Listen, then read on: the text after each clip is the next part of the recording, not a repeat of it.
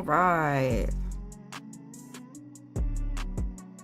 Welcome back, Twitch, and welcome in, YouTubers. Hope everyone is doing fantastic out there.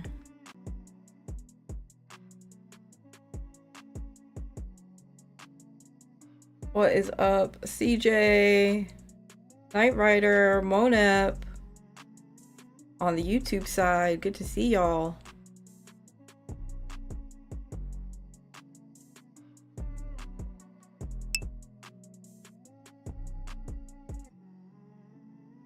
I'm doing great. I am doing great.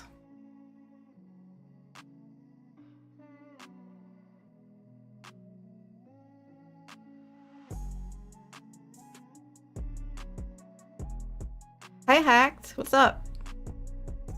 How's it going?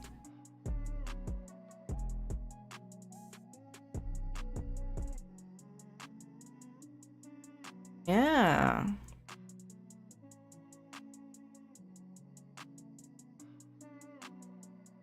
Doing great. I mean, I gotta find a place to live. That's stressful. But, you know, yeah. Everything's fine. Johnny! Reporting for duty. Good to see you. Thank you.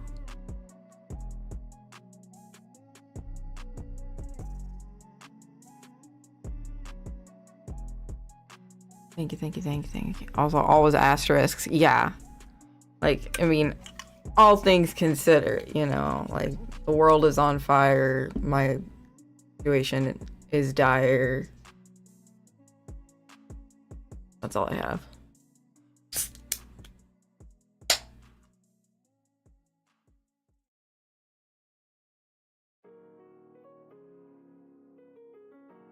And you wonderful folks.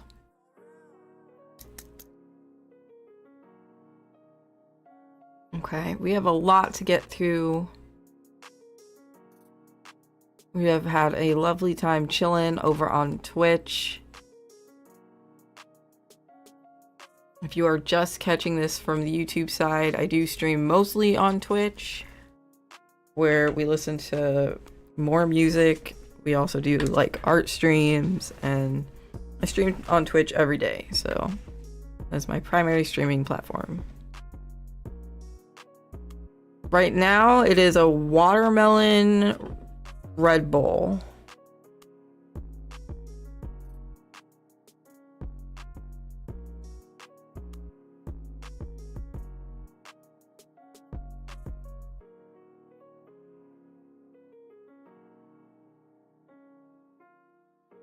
Yes, we got this. We have to have hope. You know, I don't remember where I was hearing this, but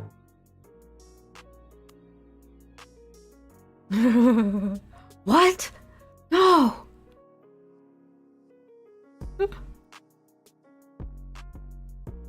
What's up? Was it New York State 420 vibes?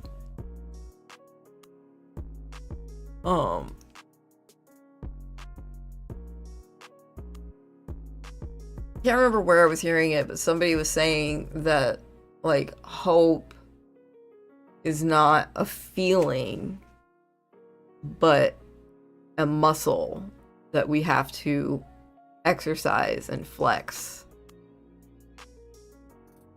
and strengthen. You know, it's not a feeling that we get hopeful, you know, and wishing that things are the best, but something we have to actually practice.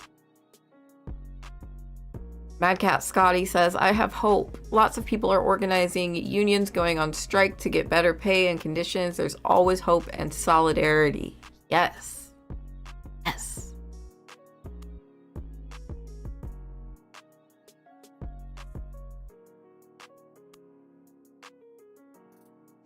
All right.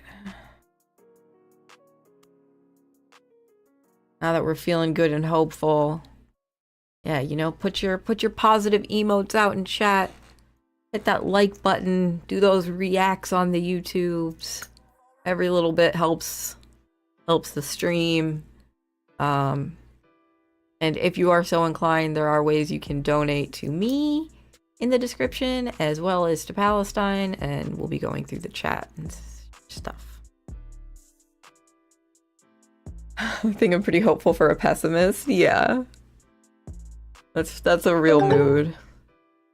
DJ from the 6 popping in. Thanks, Dad. I'm not your dad. Heather. Cheer 100. Heather Mask 678 cheered 100 bits. Hey, thank you so much for the 100 biddies. We hit our bit goal from yesterday. Brad. Thank you. Really appreciate it. It's my purse! I don't know you! I don't know you.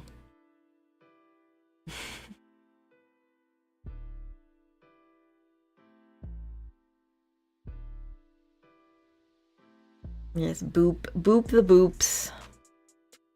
Reset Vickle. Well, we're happy to have you, and thank you for the biddies.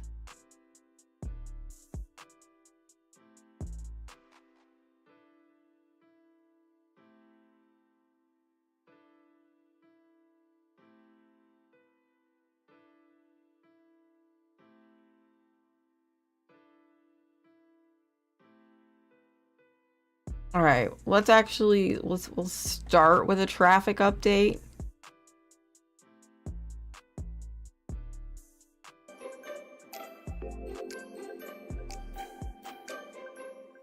Wow.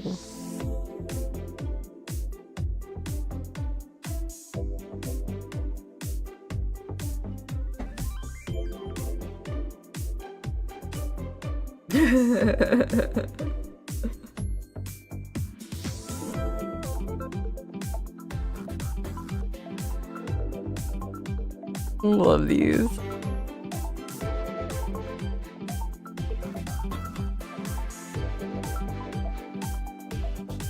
I see a tail. Oh my goodness. A nice kitty.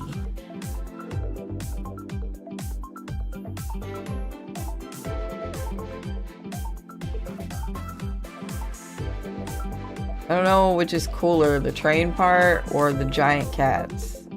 The giant cats. Oh my goodness.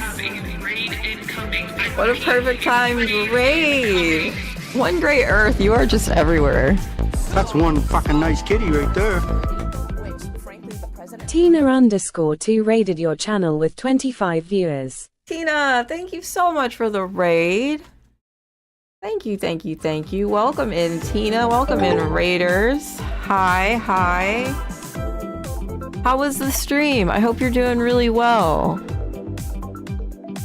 Thank you so much for the raid. Hi, everyone. I'm Adrian Vixen. I use they, them pronouns. I'm a non-binary, queer, autistic, disabled variety streamer, and I cover leftist news and politics and shit that I find interesting. Welcome, comrades. Chronic pain flaring up. Oh, please take care of yourself. I know the feeling. I have peripheral neuropathy. So I have pain in my feet and I have to take lots of gabapentin for it. It makes my brain slower. So I know your struggles. Self-care, baby, self-care. Thank you for the raid. I will take care of the chat for you. Endometriosis. Wow, I'm sorry. Yes. Solidarity. Solidarity.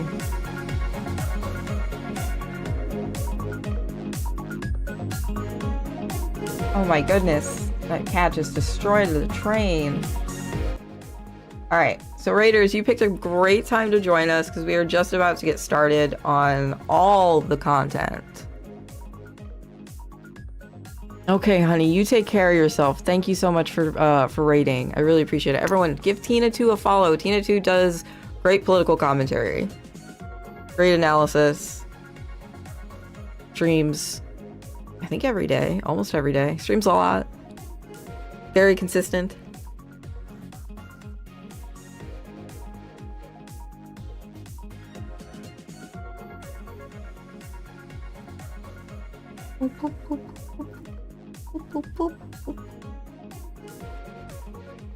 Shout out to the mod squad on both sides of the void. We're crossing streams. We're getting kinky today. Crossing streams. So we've got lovely mods helping out. Cheer 100. The underscore Hi, Night squirrels. Rider 100 cheered 100 bits.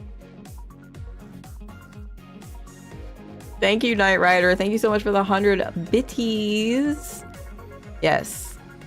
Specifically today. Sometimes I'm feeling vanilla. Okay? I don't like them putting chemicals in the water. They Cheer turn the 100. freaking frogs gay. Do you CJ from the understand 6 that? cheered They turn the 100 freaking bits. frogs gay.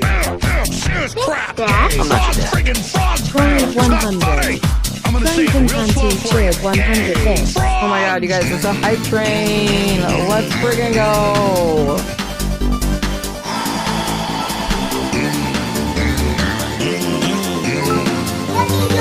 Won't you fight for your life? Party 100.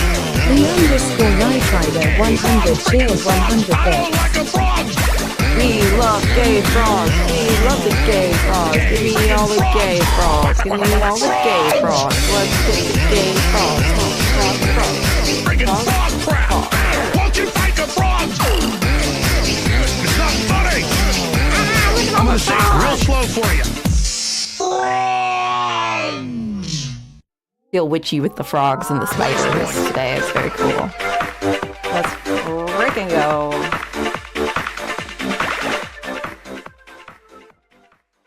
What can we play that won't get me clapped? It's a game we like to play on this hype train.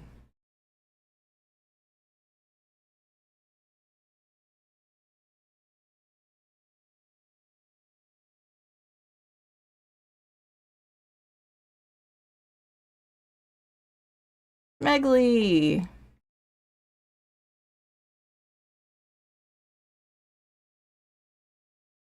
Man, so much good stuff. Okay. I'm wasting time.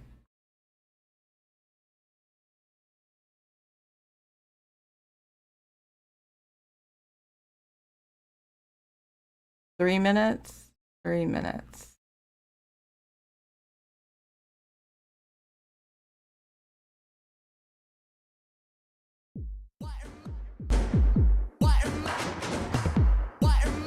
I'm hungry. I got a billion belly. If you're checking impressing, you best to go hit up the bitch and just simply embezzle it. Yeah, I get a billion belly. Invest in my weaponry, decolonize return me to evergreen. Yeah, I get a billion belly. I get a billion belly. I get a billion belly. I get a billion belly. I get a billion belly. Used to be one of them poor ones, now he be cooking the bitches to order. I got a little billionaire blood on the ceiling, yeah, fake it's the ceiling when 3 in the building. I take out the target, I turn him to tartar, I log on the laptop, the password is easy. And look at me now, this shit really trickling down in the business of giving out dividends. Interest, now I want principle, bitch, it's a marathon, winning it into it. Bitch, it ain't nothing, I'm puffing on companies. Capitalistic, I've been sick of trusting the system when they don't do shit, but just fuck with me. Now that rich shit convince me, admit it, we empty. We chasing escapism, wasting away on the basis of plagiarism. We living out another man's vision, debating why the fuck we still chilling. 300 million versus 756 of them. I get a billion belly. If you're checking impressing, you best to go hit up the bitch and just simply embezzle it. Yeah, I get a billion belly. Thank you, Schmeggly. My weaponry, decolonize return me to evergreen. Yeah. Chat, we've got 90 seconds. Can we please get to level 2 on this hype train? I get a billion belly. I get a billion belly. Used to be one of them poor ones, now he be cooking the bitches to order. Yeah, got a belly with a billy. Licking fingers fingers like it's country fried chicken. Why the country shake going to the shitter? Lego bezels and I lick it to the bone. I hit the buffet, I don't fuck with Elon. I drink his blood and then I fuck on his daughter. Bitch, I am rich and I am not a bit compliant. And why would I be? I got a cat on my tree. Thank you for helping out, Show AC. love 100. The underscore anti underscore corporatist cheered 100 bits. Yeah, I got a billion belly. If you're checking and pressing your best to go hit up the rich, just simply embezzle it. Yeah, I got a billion belly. Invest in my weaponry, decolonize it, return me to evergreen. Yeah, I got a billion belly. I got a billion belly. I got a billion belly. I got a billion belly. I got a billion belly. Used to be one of them poor ones, now we be cooking the bitches to order. Well, chat, we tried. Hopefully, I don't get banned. This is turning into a revolution. Anonymous gifted 1 Thank subscription. you, Anonymous. Thank you. Thank you, thank you, thank you. I wasn't expecting that. Thank you, Anonymous, for a gifted sub. Really appreciate the support. Super appreciate it.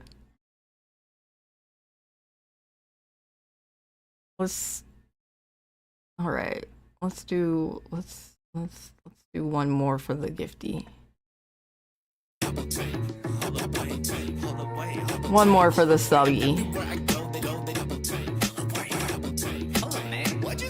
It's fucking damage, Tommy! Whoa!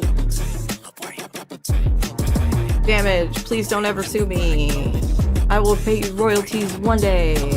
When we're both rich and famous, I promise. Okay, the hottest bitch up in my city, no debate about it. Go tell that Karen, stop staring, take a picture. Matter of fact, this ain't shit, go hit my Insta. Matter of fact, I'm that bitch, so quit your bitching. Here's a fact, sit and listen. I am a light in the life for others, a sight for sore eyes, not to be trifled to fuck with. I am not ducking and covering, I am not tucking in public. I want you to know where my nuts is. I share an empty wallet, looks a lot where I keep my fucks in. Everywhere I go, they go. Hi, Dan. What'd you say? Yeah, go follow Damage. Make sure you follow Damage. Go subscribe. You know. Hey, now ain't no titties on my chest. If gender's what's between your pants. Now if you really Hello, motherfucker. Don't worry, I got you. about to pop up on the opposition. Where we at? Everywhere I go, they go. What'd you say? Everywhere I go, they do.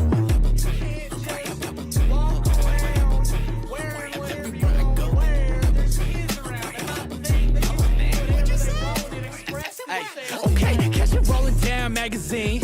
A little skirt, big dick with the purse full of weed. There's some weirdos with me, some queer hoes with me. And these hecklers just reflecting in the thoughts about themselves. They just some mirror hoes. Okay, I'm feeling like getting my bill of air. Kill a little bigots out Paris as soon as I'm finished with killing Americans. I promise my mama that I'ma get closer to God. As soon as the time go lower to stop. As soon as the devil stop helping me out. As soon as he's Baptist, stop calling me faggot. As soon as these assholes stop preaching the shit they don't practice. Even a heathen can see you an ass backwards. Advocate, better back up before I smack this shit out of you. Bitch, you lucky I'm puffing, I'm weeding, I'm done with the Adderall. You lucky I don't even need to prove anything. So I be doing my thing and they be doing the double take. Double take. I just be walking and walking and motherfuckers wanna run away. Bitch, I ain't making to give you the run around. How about the run away? Just one note. If you got something that you wanna say that shit right to my fucking face. I leaves the whole world blind, but these bigots don't see our vision, so they need to be beaten to submission. My existence is not up for debate. So if you trans, grab a hammer, shoot them right in the face. It's damage, bitch.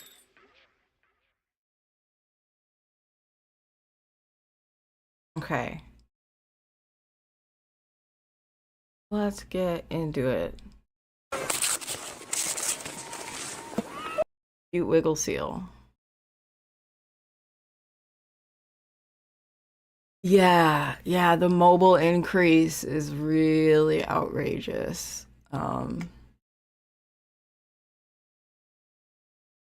was trying to find a way, like, I thought maybe, like, I could use another platform to stream, like, the same content to that's not Twitch and that people could use, but I haven't really found the best way to do that so that people can still like, I mean, right now I guess the best way to do that is like with the YouTube dual stream.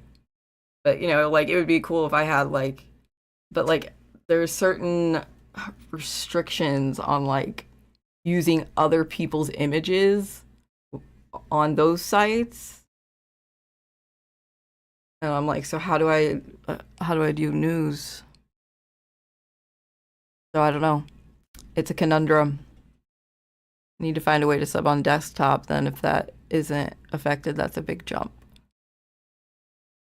Yeah, yes. I highly recommend you subscribe via desktop if it's cheaper for you. And I believe in most cases it is. I know here they gave us a notification saying that the mobile price was going up by $1. But it was already $1 more than the desktop price. So now it's $2 more on mobile because what's happening is like the App Store is taking $1 out of it. And so instead of like Amazon paying that or the streamer paying that, they're charging you guys that, which is silly. I will find a way. I don't know, you could try a different browser. You try like I don't know if you have this, but like I've had to like if my card wouldn't go through, but like PayPal would. But like I hooked it up to my PayPal. But if you don't use PayPal, I don't know what other things they take. I was thinking PayPal, yeah. Yeah, if you know like your card's like good and it's not working, you could try that. That might help. The missus has PayPal, well that's good. Okay. Oh, stretch time, sorry. Something just popped. I'm getting so old, chat.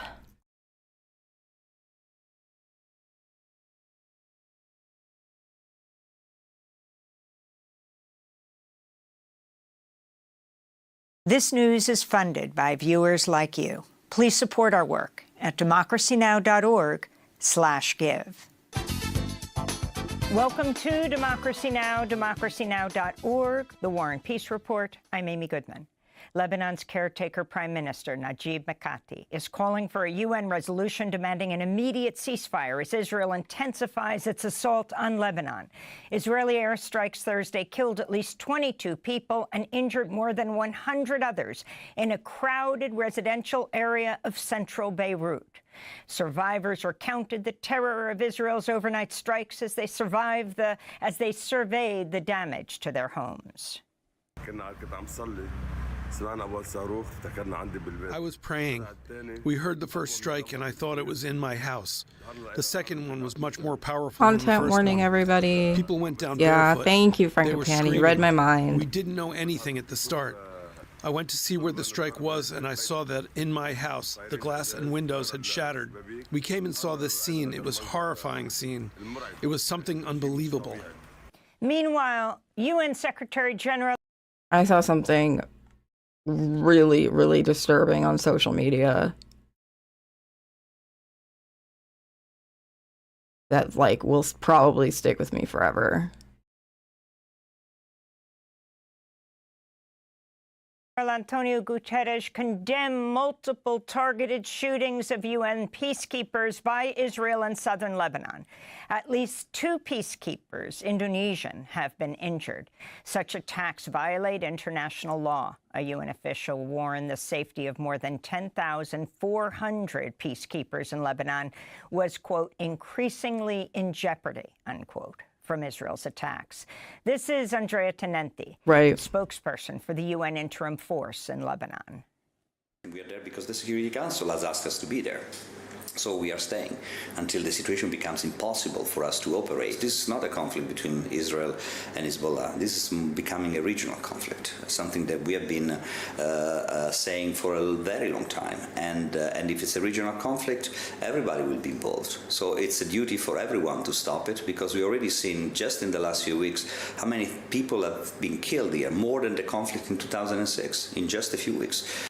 This comes amidst fresh warnings of a deteriorating health crisis in Lebanon due to massive displacement and the Israeli targeting of health facilities and workers. After headlines, we'll speak with the U.S. doctor in Beirut who's been volunteering in Gaza and Lebanon. In Gaza, medical authorities report Israeli attacks killed at least 63 Palestinians Thursday as Israel continues its siege of the northern Gaza Strip. The situation at but the north has been cleared for months, right? 3 hospitals in northern Gaza remains critical as medical workers struggle to respond to forced expulsions ordered by Israel. Oh my God.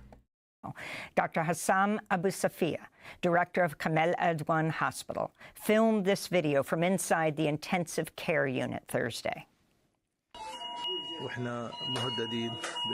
We're here under threat because our hospital will go out of service due to the continuous threats to evacuate the hospital and due to the lack of entry of fuel to the Kamal Adwan Hospital.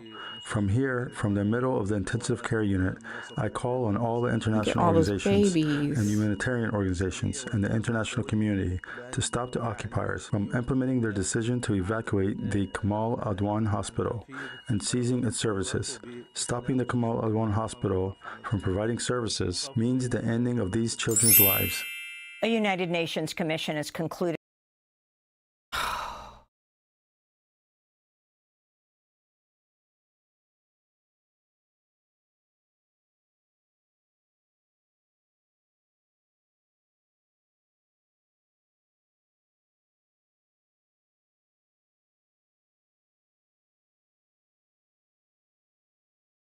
for the second time this year, Israel's, quote, committing war crimes and the crime against humanity of extermination with relentless... I don't fucking have words for this horror anymore. You know, I'm not the most eloquent anyway, you know, or the most talkative, most chatty streamer, but like, holy fuck, what?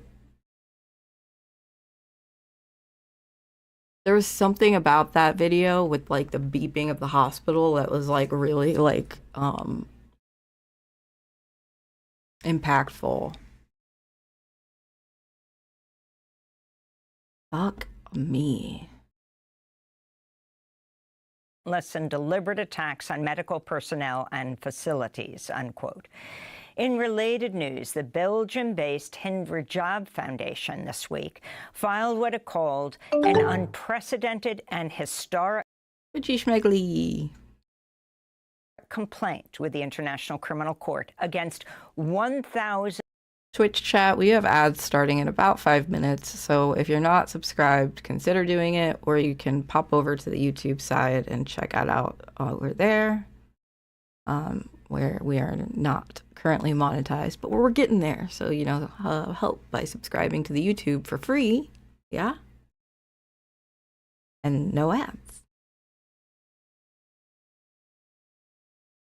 But, you know, also consider subscribing on Twitch for $5.99. And then you get no ads, but you also get these amazing emotes, and you get Twitch exclusive streams. You get, yeah, more content. More. Israeli soldiers for war crimes, crimes against humanity, and genocide in Gaza. Al Jazeera says its camera operator, Fedi El-Wahidi, remains in critical condition after he was shot in the neck by an Israeli sniper while reporting from Jabalia. It's been a bloody week for media workers in Gaza. Journalist Omar Ablawi, who was also a celebrated teacher to Gaza's children, was shot and killed by Israeli forces, also in Jabalia Wednesday. Over the past year, Ablawi kept his beloved English classes going amidst displacement, the destruction of his home, and the death of his family members. In Israel, a court reportedly ordered the release of U.S. journalist Jeremy Lafredo after he was detained earlier this week and held on alleged, quote, suspicion of serious security offenses, unquote, after he reported on Iran's ballistic missile attacks on military and intelligence sites in Israel. 3 other journalists were also detained with Lafredo, but released soon after. Lafredo is reportedly being barred from you leaving being Israel here and for now. doing as much as you Ukrainian can. journalist who went I missing appreciate more than it. a year ago while reporting from eastern Ukraine has died in Russian custody. Victoria Rozhina last made contact with her editors in August of 2023 while reporting from the Russian-occupied Zaporizhzhia region. Her father says he received notice she died in a Russian prison September 19th and that her body would be returned to Ukraine. No other details of her death were provided. The Committee to Protect Journalists reports at least 16 media workers have been killed covering the war in Ukraine since Russia's invasion in 2022. In Florida, more than 2.5 million customers remain without power this morning as the damage from Hurricane Milton became clearer. At least 16 people killed, widespread wind and water damage to homes and businesses, and severe levels of erosion that will permanently alter Florida's coastline. The Fitch Ratings Group warns Milton could cause Florida property owners up to $50 billion in insured losses. This is Calvin Lee Hamilton, a resident of St. Lucie County on Florida's Atlantic coast, where tornadoes spawned by Milton tore through a retirement community, killing 6 people. I tried to get prepared for the hurricane, then the tornado hit. I'm like, the tornado hit before the hurricane. This is a double disaster. In Colombia, election officials have requested an investigation into the I love that guy. 2022 campaign of President Gustavo Petro over alleged violations of financing limits. Officials are also accusing Petro of receiving funds from, quote, prohibited sources of financing. President Petro has denied the accusations and warned of a plot to remove him from power through the courts. In Haiti, heavily armed gunmen invaded the coastal town of Atrocities on Thursday, burning homes and firing on residents. The attack came just 1 week after gang members massacred at least 115 people in the nearby town of Pont-Sande.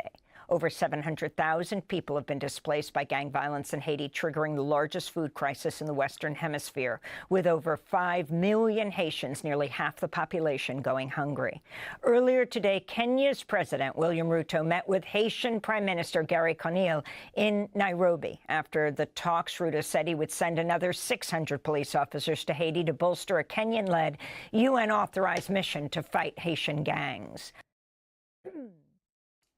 A new report from the United Nations Children's Agency finds 1 out of every 8 girls alive today, some 370 million people, will experience rape or sexual assault before they turn 18.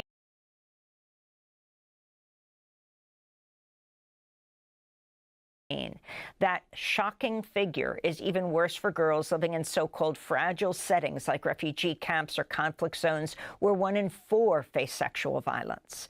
UNICEF Executive Director Catherine Russell called the findings a stain on our moral conscience and warned rape and gender-based violence are often used as weapons of war. Here in the United States, the Justice Department says TD Bank will pay more than $3 billion in fines after pleading guilty to federal money laundering charges. 2 TD Bank employees have also been criminally charged. Federal prosecutors say TD Bank became the go-to institution for narco traffickers and human smugglers, including one case where Under 18? AC? That was specifically for minors. So I think the stat for any sort of gender-based violence is 1 in 3. workers received tens of thousands of dollars in gift cards as bribes from a man who laundered more than $470 million in illicit funds through TD Bank branches here in the United States. In Texas, 2 people were killed and nearly 3 dozen treated for chemical exposure Thursday following a leak of toxic hydrogen sulfide gas at a Houston area oil refinery operated by Pemex, the Mexican state-owned petroleum company. Authorities issued a shelter-in-place order for Deer Park and neighboring Pasadena for several hours, telling residents to seal doors and windows and turn off air conditioners. Thursday's disaster comes less than a month after hundreds of Deer Park families were forced to evacuate their homes after a pipeline explosion sent. Well, think about it. I mean, how many of those cases that were reported? Like, you know, so the reports are going to be low for what the actual number is, for sure. A massive column of fire and toxic smoke into the sky. In Ithaca, New York, a PhD student is no longer at risk of deportation for his Gaza solidarity activism after Cornell allowed him to re-enroll, thereby extending his visa. Cornell had suspended Mamadou Tal for participating in a campus protest calling on Cornell to divest from Israel, but a public pressure campaign demanded the Ivy League school end their political campaign against Tal. In a statement, Mamadou Tal said, quote, "I have no regrets. There will never come a time where I will say to myself that I went too hard for Gaza. We still haven't done near enough to stop the genocide," he said. Students are continuing to organize across college campuses with protest vigils and other actions under the banner of a week of rage to mark 1 year of war against Gaza. And the 2024 Nobel Peace Prize has been awarded to the Japanese group Nihon Hidankyo, a grassroots group of atomic bomb survivors from Hiroshima and Nagasaki. The anti-nuclear activists known as Hibakusha atomic bomb survivors are being recognized for their, quote, efforts to achieve a world free of nuclear weapons and for demonstrating through witness testimony that nuclear weapons must never be used again, unquote. After the prize was announced, the co-chair of Nihon Hidankyo, Toshiyuki Mimaki, spoke to reporters in Tokyo and said, quote, "In Gaza, bleeding children are being held by their parents. It's like in Japan 80 years ago." We'll have more on this year's Nobel Peace Prize later in the broadcast.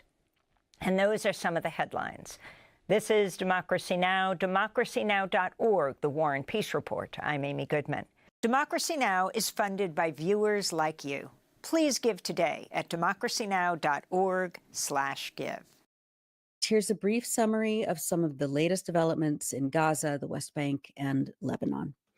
In Gaza, Israel carried out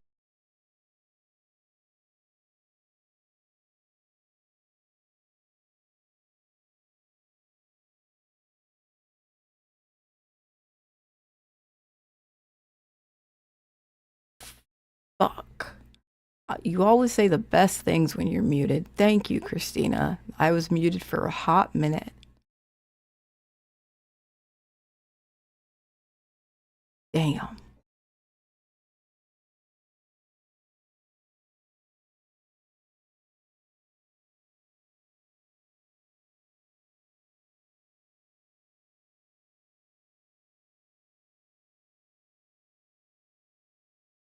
Okay. So, from Democracy Now! To Electronic Intifada, news highlights on week 53 of Israel's genocide in Gaza, content warning, trigger warning. Out a series of massacres in the north and central areas targeting schools. Here's a brief summary of some of the latest developments in Gaza, the West Bank, and Lebanon. In Gaza, Israel carried out a series of massacres in the north and central areas, targeting school shelters and the tents of displaced people. In the northern Gaza Strip, Israeli forces have imposed a siege on the Jabalia refugee camp for the last 5 days, issuing forced evacuation orders and surrounding the camp with tanks and armored quadcopters. Earlier today, at least 10 Palestinians were killed when Israeli forces bombed the tents of displaced people in Jabalia. Al Jazeera reporter Tarek Abu Azoum stated on Tuesday that the Israeli army is, quote, systematically working to empty northern Gaza. Journalist Hossam Shabat reported that when people have tried to leave Jabalia, they've been shot at by Israeli snipers. Quote, many residents are on the streets bleeding as Israeli forces have destroyed ambulances and are targeting anyone who tries to help. The situation in the north is horrific and very dangerous. There are currently hundreds of thousands trapped, and the shelling is nonstop. Novelist Ahmed Massoud, who has been on this live stream several times over the last 12 months, said that on Sunday, quote, the Israelis went into my elderly uncle's house in Jabalia. They beat him up and then ordered them to leave one by one. My uncle and his wife can't walk easily. They separated them from their children, who were sent in different directions, navigating drone shooting. Mahmoud Shalha, reporting from Jabalia on Tuesday, filmed this footage of a quadcopter shooting inside Jabalia camp.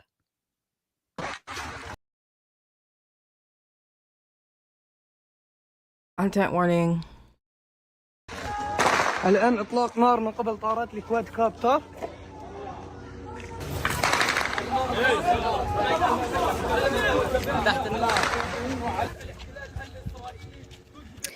The Israeli army ordered the evacuation of the Al Auda hospital, the Indonesian hospital, and the Kamal Adwan hospital, the last three medical facilities partially functioning in northern Gaza.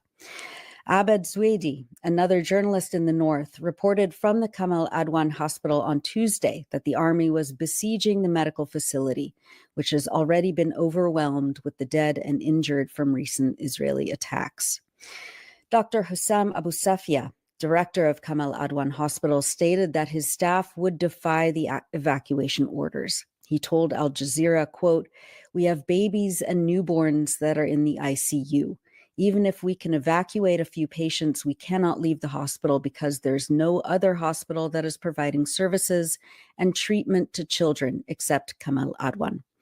We will continue to provide services even if the army enters the hospital, the doctor added. We will continue to provide services because we are providing, first of all, humanitarian services that are not violating international humanitarian law, and we are urging all international organizations to support us. A doctor at the Indonesian hospital stated early this morning that, quote, for the past 2 days, the road to the hospital has been blocked and we haven't been able to reach it. Today, the hospital was threatened with evacuation or it will be bombed. Many of my fellow doctors are trapped inside, unable to leave as quadcopter drones target any movement around the hospital. More than 40 Palestinians were killed on Tuesday alone, according to Palestinian medical sources. Israel attacked Gaza City on Monday, targeting residential buildings. Reporter Ibrahim Al-Khalili reported from the Zaytun neighborhood after an Israeli strike. We are talking about targeting Al-Dahduh family here in the Zaytun neighborhood. As you can see, this is the scale of the destruction inflicted to this home after the Israeli fighter jets targeted this house here in the Zaytun neighborhood. This is the aftermath. As you can see, people are trying to get the trapped civilians from under the rubble here in Al Zaytun neighborhood. Relentless airstrikes targeting northern Gaza today. As you can see, that was Ibrahim Al-Khalili reporting from Zaytun in Gaza City yesterday.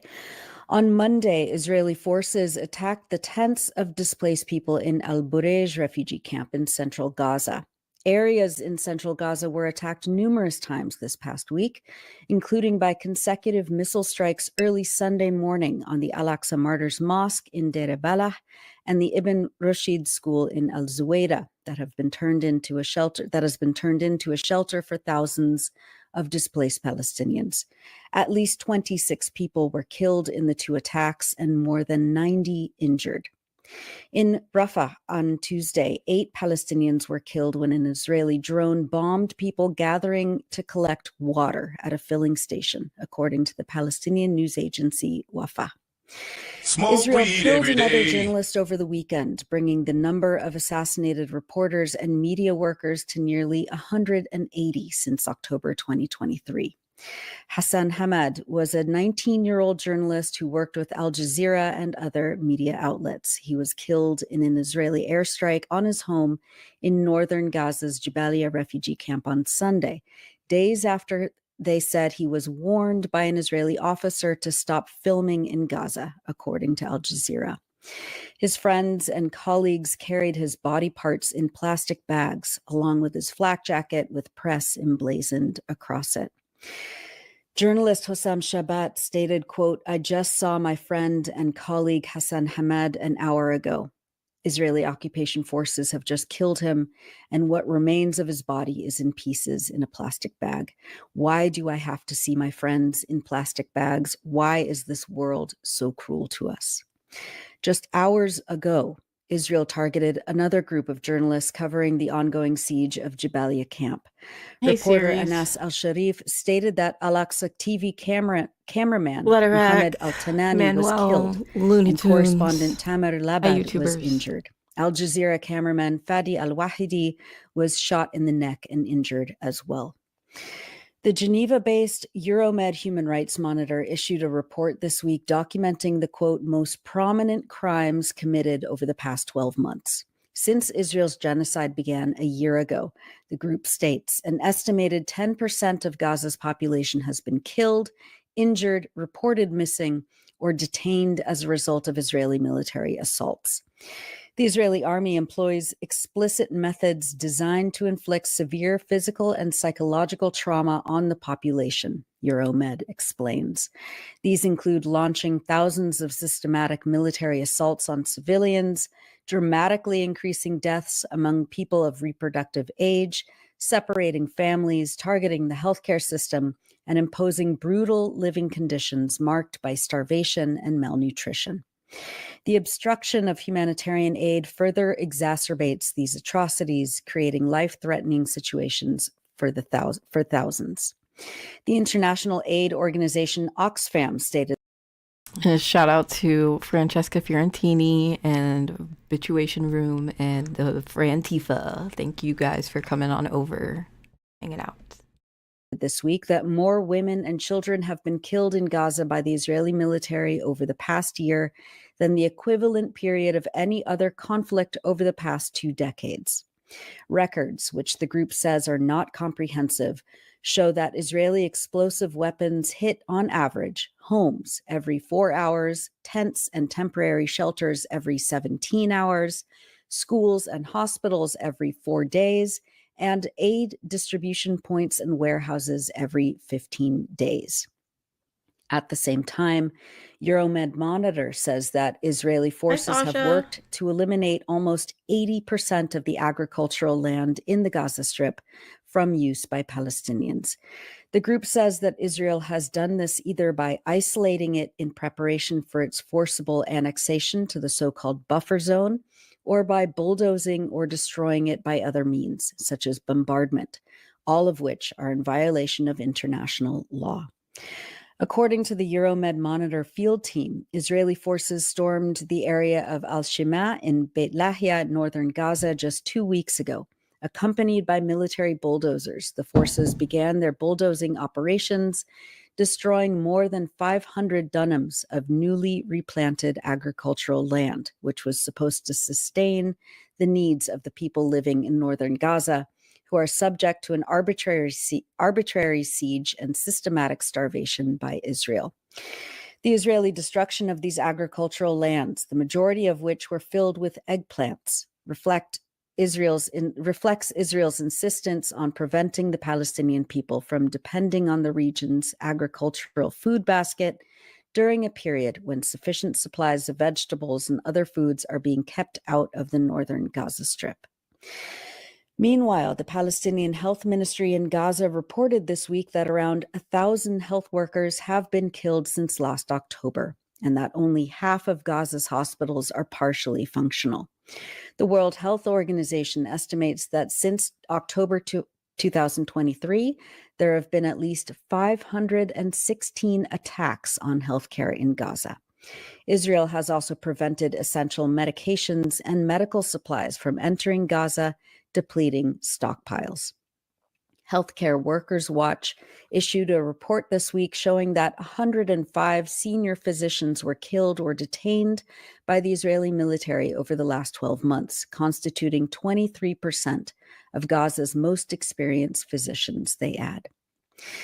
The Electronic Intifada published a feature this week written by Rasha Abu Jalal, who describes how her brother-in-law, Yazan Yunus, has tried to access basic medical care as the Israelis continue to decimate Gaza's health infrastructure. Quote, there are 500,000 scheduled surgeries on the waiting list in Gaza hospitals, Dr. Abdul Latif Al-Hajj of the Health Ministry told Rasha for the Electronic Intifada. This week, we published several features and analysis pieces reflecting on the year-long genocide in Gaza. Asim Al-Nabih, an engineer currently serving as the spokesperson and a member of the emergency committee at the Gaza City municipality, writes that the municipality sustained extensive damage with the deliberate targeting of its infrastructure and vital facilities. He writes that this includes the destruction of 800 kilometers of roads, 62 central water wells, 90,000 meters of water pipelines, 8 sewage pumping stations, and more than 30 administrative buildings. Moreover, 165,000 meters of stormwater and sewage networks were damaged, along with the uprooting of more than 55,000 trees.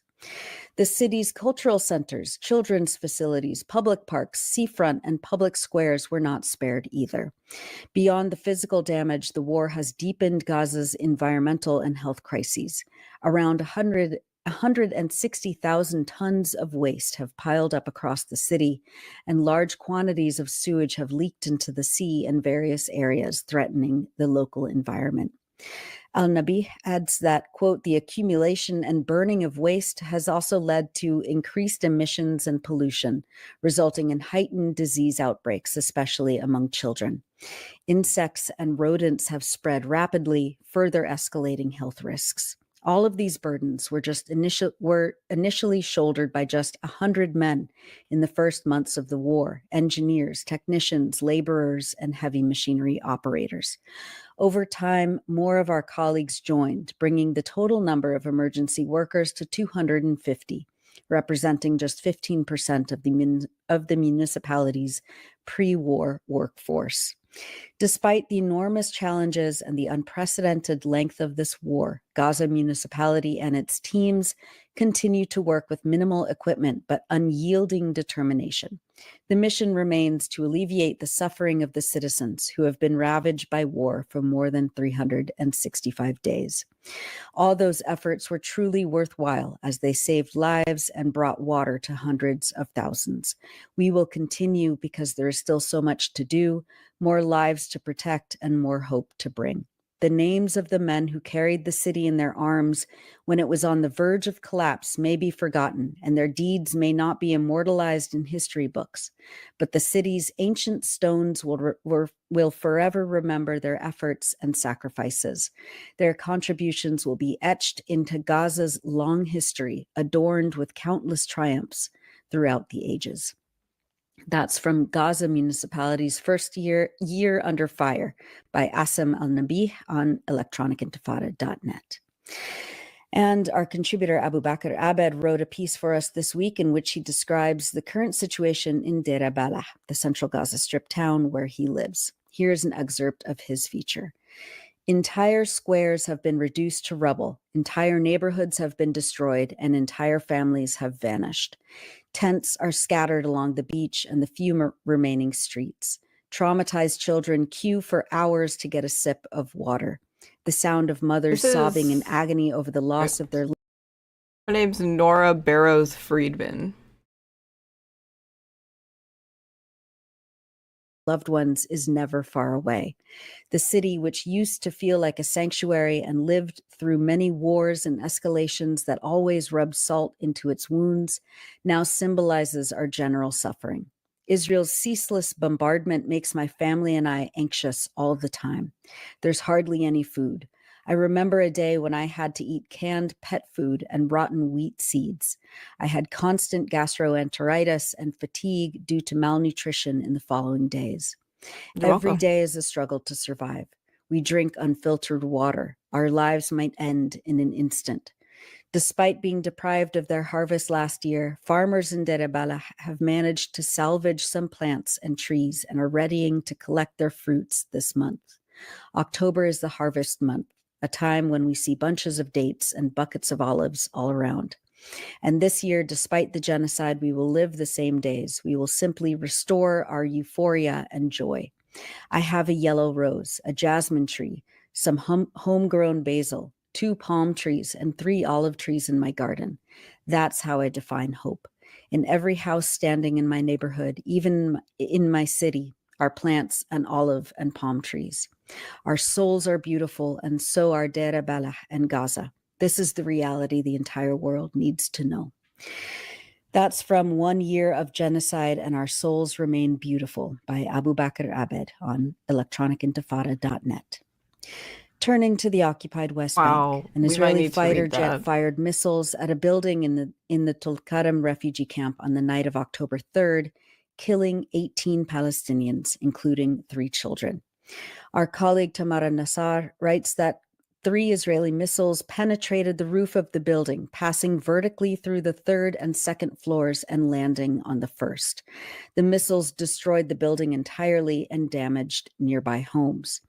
Israel was targeting members of Palestinian armed resistance in the camp who were ostensibly at a cafe on the bottom floor. 7 members of Qassam Brigades, the military wing of Hamas, were killed in the strike. The group acknowledged that their commander, Zahi Yasser Ufi, was killed as well. Israel's airstrikes also killed an entire Palestinian family who lived in an apartment next to the cafe. Mohammed Abu Zahra and his wife Saja were home with their 2 children, Karam Mohammed Abu Zahra, 5 years old, and Sham Mohammed Abu Zahra, 8 years old, when Israel bombed the building. The bodies of the parents and their young children were found mangled together after an hour of searching, according to a field investigation by the human rights group Defense for Children International Palestine. A 3rd child, 16-year-old Mohammed Mahmoud Anbas, was killed in the cafe when the Israeli airstrike took place. Extrajudicial executions have been a cornerstone of Israel's efforts to repress all Palestinian resistance in the territories it occupies and beyond. Nearly 700 Palestinians have been killed in the occupied West Bank since October 2023, according to the UN Human Rights Office. Approximately 190 of them were killed by airstrikes.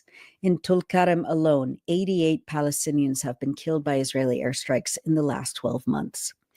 The latest Israeli airstrike brings the number of Palestinian children killed in the occupied West Bank since the beginning of the year to 83, including 2 U.S. citizens.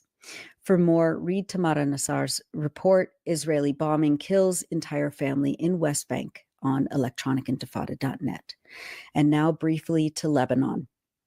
As Israeli airstrikes relentlessly target areas in the south and inside the city of Beirut, the UN Children's Fund UNICEF says that as of October 4th, at least 100 children have been killed in Lebanon, and more than 690 children have been injured in the last 6 weeks.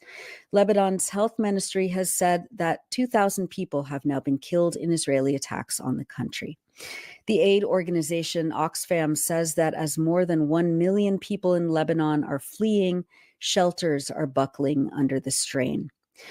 According to Al-Manar News, Israel launched more than 30 airstrikes early Sunday morning that were described as the most intense since the onset of aerial aggression on Beirut's southern suburbs 2 weeks ago. The Israeli airstrikes targeted the old airport road, which connects the city center to Beirut International Airport. Al-Manar added that volunteers who searched for survivors reported that Israeli aircraft were dropping explosives around targeted buildings in Beirut's southern suburb of Dahia to hinder the work of civil defense teams. Israeli drones continuously fly over the southern suburbs, employing armed drones equipped with precision-guided missiles to disrupt search and rescue operations, Al-Manar added. The UN High Commissioner for Refugees, Filippo Grandi, called on Sunday for greater international support to stem the humanitarian catastrophe engulfing Lebanon. Quote, "I've witnessed today the tragic toll this war is taking on entire communities," Grandi said. "International humanitarian law must be respected and cannot be ignored. Families have been left homeless, stranded in the open air with traumatized children unable to understand what's happening. They all told me how desperate they are to feel safe and for the airstrikes to stop so they can return to their towns and villages." And finally, we wanted to share this short video produced by Breakthrough News, highlighting 1 year of protests around the world in support of Palestinian liberation. Been out in these streets for a year now. The people of Palestine know this. The people of Yemen know this. The people of Lebanon know this.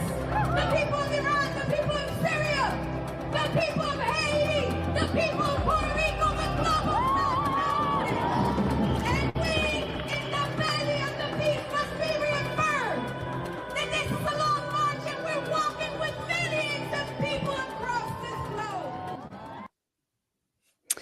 And that's it for the news roundup. As always, go to electronicintifada.net for much more, especially to read our new features by our brave writers in Gaza.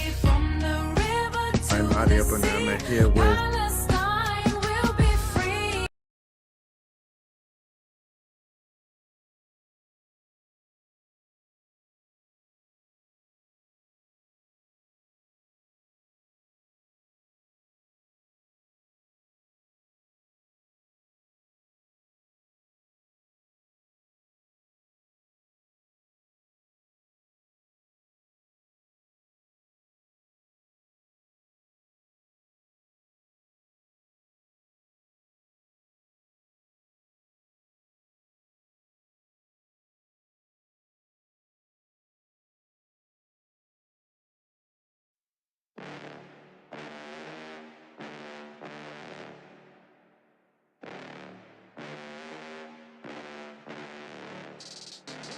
My anxiety needed a music break, because that was a lot of heavy news to take in.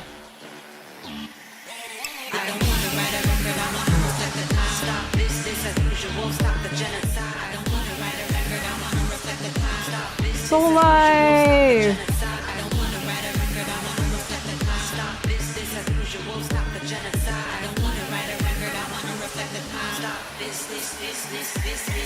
I don't want to write a banger, I want to reflect the time. Stop business as usual, stop the genocide. Yeah, I know. From Philippines to Palestine, it's time to uprise till we're all free.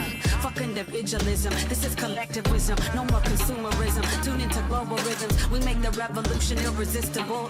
Leaning on each other, holding them. Why did you ban them? They turning humans into robot cops. Slaves to empires, brains whitewashed, they put white. Are they a known troll? Gave them rights to enslave, mass graves, land theft, prison jobs. Real loves and decolonization. Stop the killings and the occupation, changing, using. He's just trigger happy. Together we're amazing. Stop business as usual, stop the genocide. I don't want to write a record, I want to reflect the time. Stop business as usual. Set it, freedom, yes, we'll get it. Revolutionary message, genocide, don't let it pass you by. Children continue to die, yeah, ask me why. People in land colonized, live in a prison state. Daily they discriminate, rather kill than integrate. Watching us disintegrate, but you cannot imitate our style in your face. Revolution illustrate, truth will disseminate. Okay. To Palestine, killing people for some. Now you can ban them.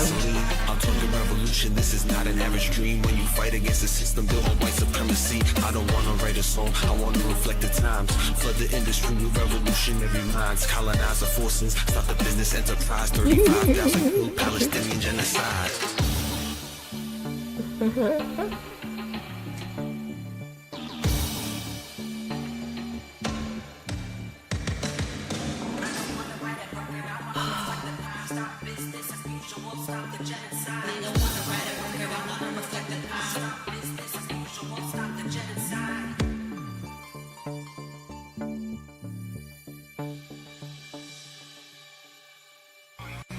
No more division, unite the fight for what's just. We are the people, and it's time you hear us.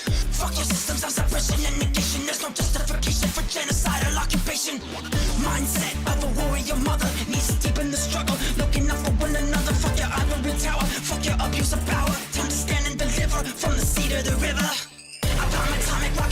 what the fuck you gonna do? World leaders, it's all eyes on you. Show me the peace, show me the justice, show me a leader who's here to protect us. Screw through this Anubis land back, we're ready to go. It's time to reap what you sow. You can act like you don't know. Realize, realize which lies are true though.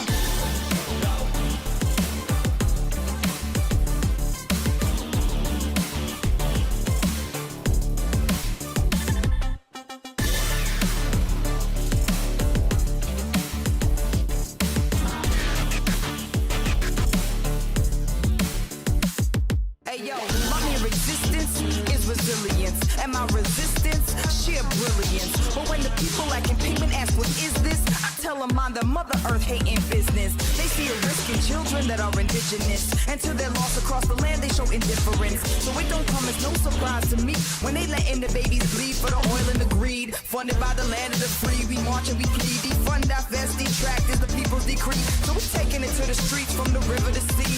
You can block TikTok, but we still gon' speak. Press roll out on pause, it's a priority for all my people from Sudan, Congo to Haiti, Ethiopia, Myanmar, Tibet, and all my students too. South Africa making moves like how the Houthis. Stop this institution, won't stop the genocide. Yeah, screaming free, free, free Palestine. Yeah, yeah, free, free, free Palestine.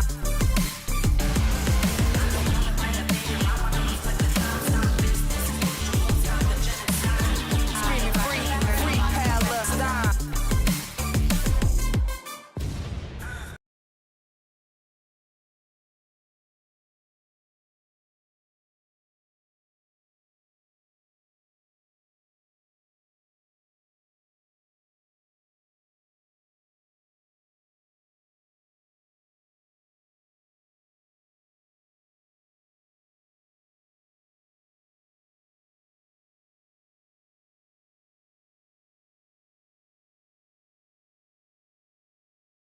Alright guys, so real quick off the top here, just wanted to say a thank you to everybody who responded to my post yesterday. Obviously my dog, Leo, had to be hospitalized. He got pretty sick. He's still a little bit banged up right now, but he is officially back home with me.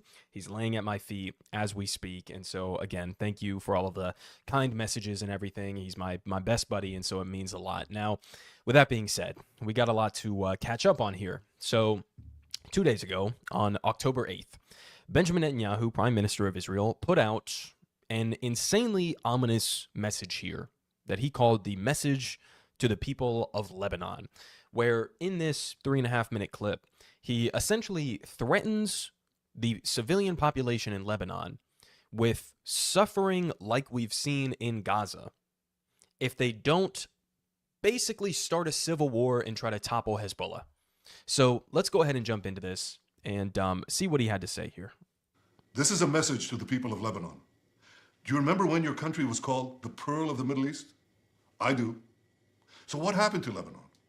A gang of tyrants and terrorists destroyed it. That's what happened. Lebanon was once known for its tolerance, for its beauty. Today, it's a place of chaos, a place of war. Israel withdrew from Lebanon 25 years ago, but the country that actually conquered Lebanon it's Iran. Iran, which finances and arms Hezbollah to serve Iran's interests at Lebanon's expense. Hezbollah has turned Lebanon into a stockpile of ammunition and weapons and a forward Iranian military base. Just one day after the October 7th massacre a year ago, Hezbollah joined the war against Israel. It launched an unprovoked attack on our cities and on our citizens. It has since fired over 8,000 missiles, killing civilians without distinction, Jews, Christians, Muslims. Israel has decided to put an end to this. We've decided to do whatever is necessary to return our people safely to their homes. Israel has a right to defend itself. Israel also has a right to win, and Israel will win. We've degraded Hezbollah's capabilities. We took out thousands of terrorists, including Nasrallah himself, and Nasrallah's replacement, and the replacement of his replacement. What a Today, fucking liar, dude. What a fucking Weasley little you, the Lebanese liar, people, dude. You stand at a significant crossroads. It is your choice. You can now take back your country. You can return it to a path of peace and prosperity.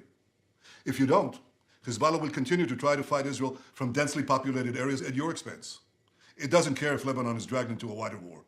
Christians, Druze, Muslims, Sunnis, and Shiites, all of you are suffering because of Hezbollah's futile war against Israel. Today I ask every mother, and every father in Lebanon a simple question. Is it worth it? Well, then get your Because shit it doesn't have together. to be Get that it way. all together I and know you put it want in a better future for your backpack. children. All your So I'm shit. speaking to So all it's of you today. together. There is a better way for your children, for your cities, for your villages, for your country. You deserve to restore Lebanon to its days of tranquility. You deserve a Lebanon that is different. One country, one flag, one people. Fuck Don't it, let I'm these terrorists staying. destroy your future any more than they've already done. Stand up and take your country back. You have an opportunity that hasn't existed in decades. An opportunity to take care of the future of your children and grandchildren. You have an opportunity to save Lebanon before it falls into the abyss of a long war that will lead to destruction and suffering like we see in Gaza. It doesn't have to be that way. Each of you can take Do a not step come. in the future, even a small step. You can make Do it not happen. come. I say to you, the people of Lebanon, free your country from Hezbollah so that this war can end. Free your country from Hezbollah so that your country could prosper again, so that future generations of Lebanese and Israeli children will know neither war nor bloodshed, but will finally live in peace. Okay, so a lot going on in that clip. It's hard to interpret that in any way other than a direct threat against the civilian population in Lebanon. That if you I have do not covered that, essentially AC. take up arms or somehow magically remove Hezbollah from power, then we are going to do to you what we've done to the people of Gaza. Do we need to remind ourselves of what Israel has done in Gaza? They have destroyed a majority of the standing structures. Majority of the buildings in Gaza have been destroyed. They've attacked schools, mosques, churches, refugee camps, UN shelters, aid workers, journalists, farmland, water infrastructure. Gaza has been utterly decimated over the last year of this genocide. And so, I mean, he's unequivocally here threatening Lebanon with a genocide the likes of which we've seen in Gaza over the last year. Unless they somehow remove Hezbollah from being a prominent force in Lebanese politics. That's what he's saying here, guys. Now, we also have some updates here in terms of what this actually looks like, because although he made this threat a couple of days ago, they've already been engaging in some of the same exact actions in Lebanon as we've seen in Gaza. So these are just some of the images that I've seen floating across my my timeline here. This is in Yarun, which is pointed out here by Mikkel. He says this used to be a small, lively town with a mixed Shia Muslim and Greek Catholic population, a land of emigration. Many of its people settled in Bell, California. After a year of Israeli bombardments, this is what remains of it. So this is in southern Lebanon. You can see just the absolute destruction of essentially everything that's within sight here. I've seen plenty of other places, especially in southern Lebanon, that look exactly like this. It seems like it's basically part of the IDF strategy to just go in and flatten a place to the ground before the IDF actually goes into that place, so that the IDF doesn't have to fight a real, sort of urban combat battle with Hezbollah or with Hamas in Gaza. Now, we also have some videos, again, of something that should seem familiar to anybody who's been paying attention to what's been happening in Gaza. Here we have Israeli soldiers proudly, publicly filming themselves just destroying people's homes. This is in Maron al-Ras, with soldiers celebrating in the background as you can see this entire area over here by this home exploding. Now, in a couple of days, I'm going to have a video out where I'm covering this new documentary that was put out by Al Jazeera, where they compiled a bunch of different videos of IDF soldiers openly, proudly celebrating and posting their war crimes online for everybody to see. So we'll be covering, further examples of this, but just wanted to let you guys know that this is not something that is confined to Gaza. It's not something that is confined to, being directed at the Palestinian population. This is now the same exact shit that we are seeing in Lebanon as well.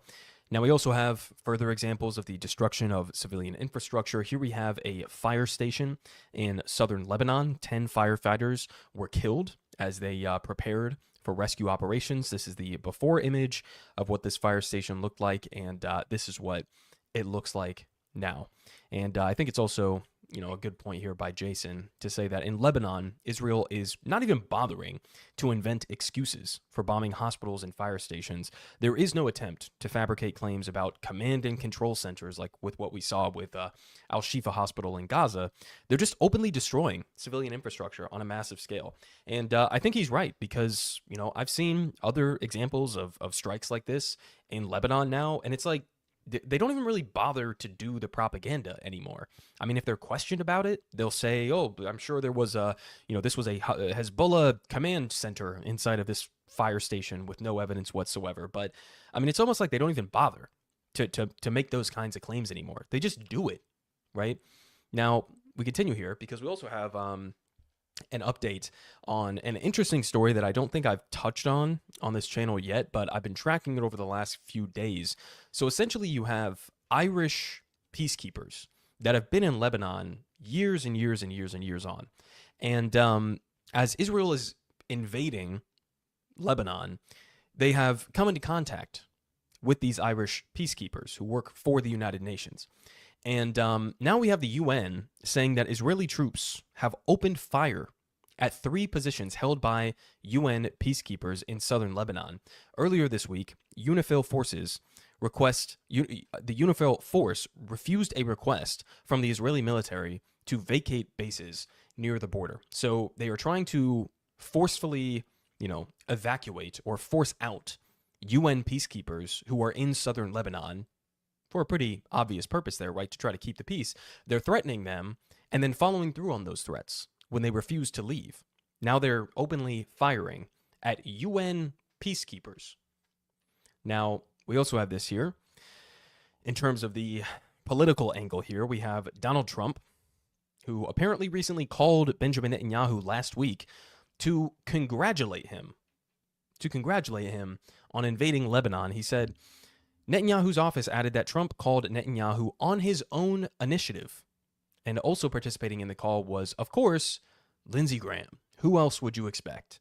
So, on the one hand, we have Trump calling on his own volition Benjamin Netanyahu to congratulate him on invading Lebanon. Fantastic anti-war candidate that you have there, as some people try to say about Trump.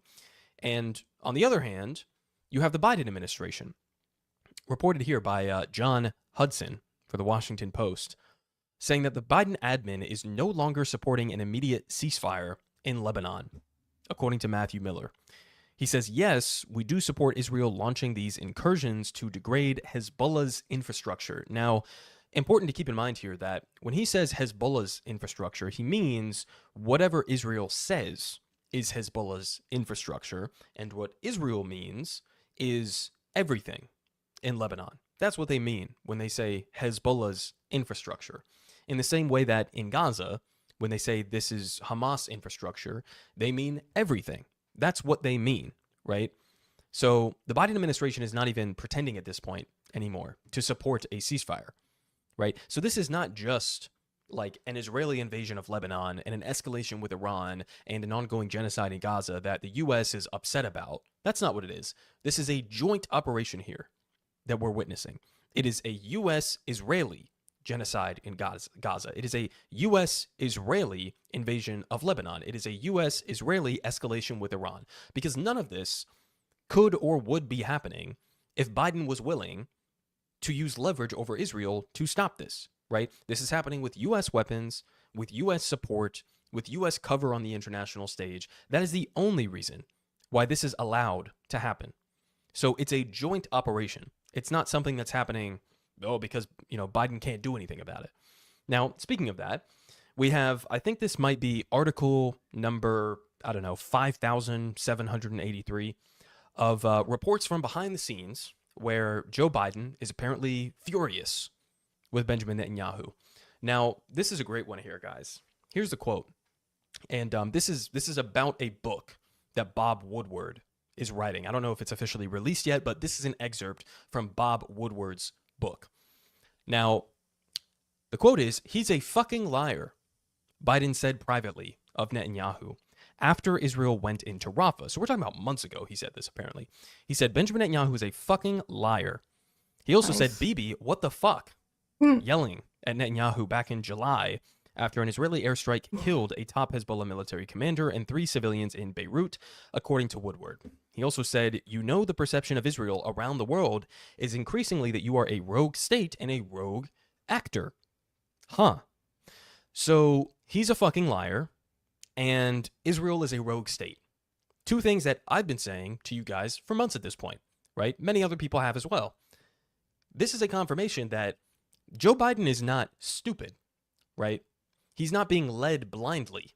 He knows exactly who and what Benjamin Netanyahu and Israel are, right? He knows that Benjamin Netanyahu is lying to him and thereby lying to the rest of the world, lying to the American people. He knows that full well. And he also knows that the consequences of Israel's actions right now is that they are viewed as a rogue state by a vast majority of the rest of the international community. So he knows both of those things, right? And he chooses to do what? To continue standing by, right? He chooses to stand next to Benjamin Netanyahu and full-throatedly support every fucking thing that he is doing. He chooses to continue sending him billions and billions of dollars in weaponry. So, I mean, we get these reports on and on and on and on about how Biden is furious with Benjamin Netanyahu behind the scenes. And yet his policy doesn't change at all. I mean, according to Biden's own admitted statements here, he is arming and funding a lying rogue state. That's what he's doing here. So again, it's not as if Biden believes genuinely that what Israel and Benjamin Netanyahu are doing is right. Clearly he doesn't. Clearly he doesn't think that Netanyahu is an honest, good faith person. But he's continuing to maintain the same policy, right? He is a committed Zionist, in his own words. He would never abandon Israel, or not even just not abandon them, but he would never even think about using leverage over them, which is crazy to me because we've had other presidents use leverage over Israel. We've had other presidents who have been furious, publicly furious, with Israel. I mean, we've talked about Ronald Reagan. We've talked about George W. Bush and their reactions to Israel going overboard, if you will. Joe Biden is the most aggressively loyal, why do I think he is? That Israel could have possibly ever asked for. Right? He is the most dedicated Zionist pretty much what Mac is saying right here, that he's ideologically a Zionist. Like, he has repeatedly throughout his career insisted that Israel must exist and that if it didn't, the U.S. would need to create it to protect its interests. Like, he said that a lot, not just once. So I think he buys into the propaganda and the Hasbara, but I also think he knows that it's a outpost, a Western outpost in the region that we control for oil, access to oil in the region, access to resources in the region. Yeah. And like the correlation between like the British colonization of the Arab Peninsula and the need for West Asian oil is pretty succinct.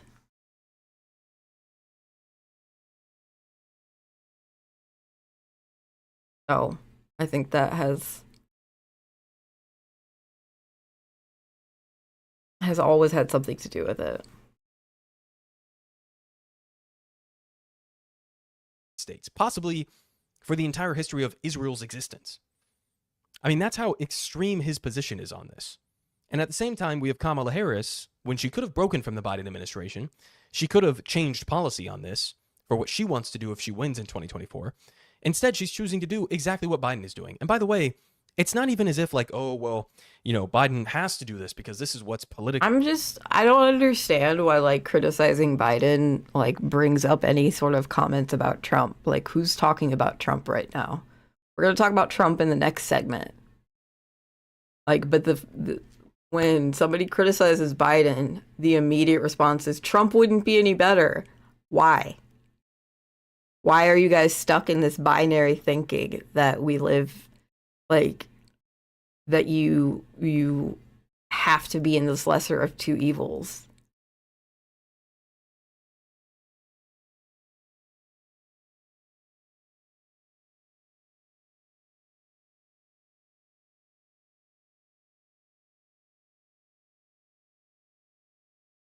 Politically necessary. No, it's not. This is extremely politically unpopular.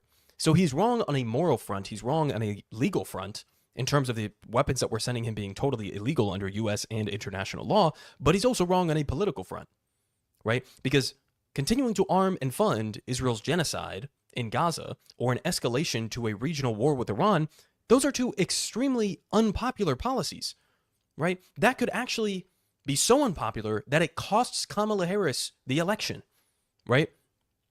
So it doesn't even make sense politically that he would continue doing this. He knows that Benjamin Netanyahu wants Trump to win. What are you doing? What are you doing? I mean, what is it at the most fundamental level that makes Biden refuse to use any leverage whatsoever in order to stop all of this? Now, we also have some further images and information coming out of Gaza at the same time, as again, there looks to be no ceasefire in sight and doesn't even look like the United States is trying for a ceasefire at this point. But we have here, as posted by the Quds News Network, that Israeli occupation forces opened fire on civil defense teams while they were attempting to extinguish a fire that broke out due to Israeli airstrikes targeting tents of displaced civilians at a hospital in Jabalia. And this is also coming at the same time as Israel is basically doing a mass ethnic cleansing of the north of Gaza. We'll get to more of that here in a second.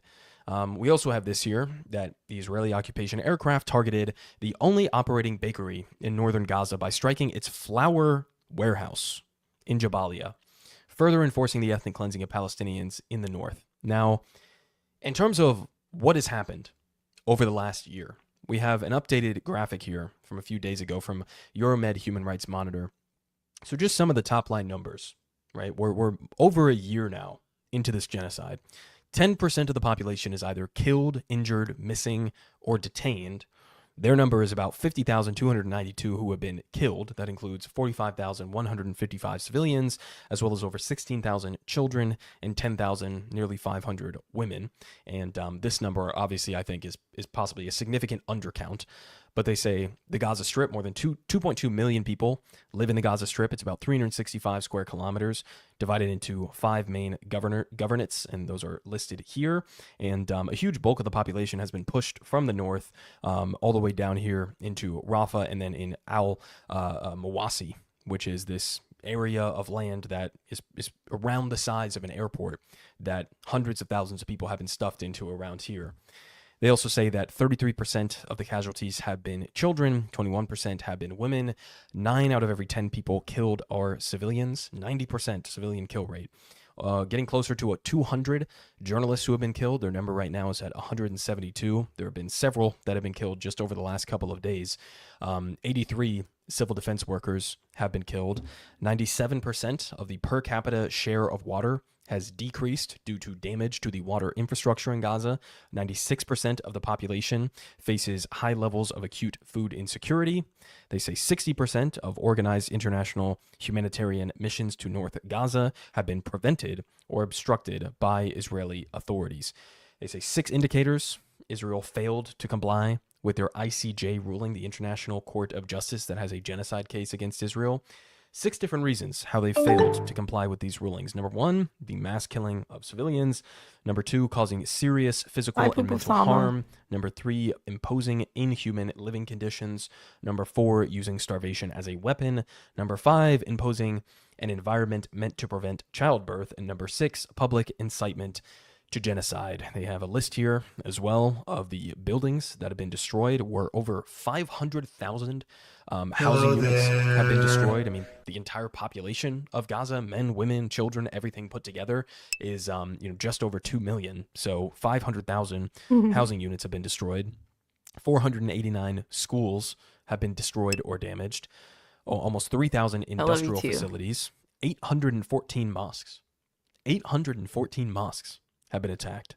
3 churches, 203 heritage sites, and 182 press headquarters. There have been 2,200 healthcare professionals that have been killed. 90% of the population has been forcibly displaced. You can see here a little graphical representation of where the population centers have moved. The gray here is the population pre-October 2023, and the yellow is the population post-October 2023. So this graphic is just from a few days ago.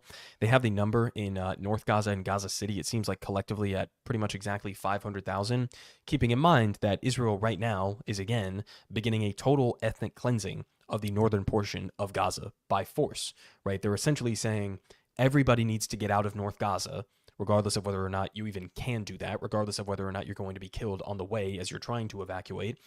But anybody who remains, they're going to treat as a Hamas militant, right? So a total ethnic cleansing of the north is happening right now.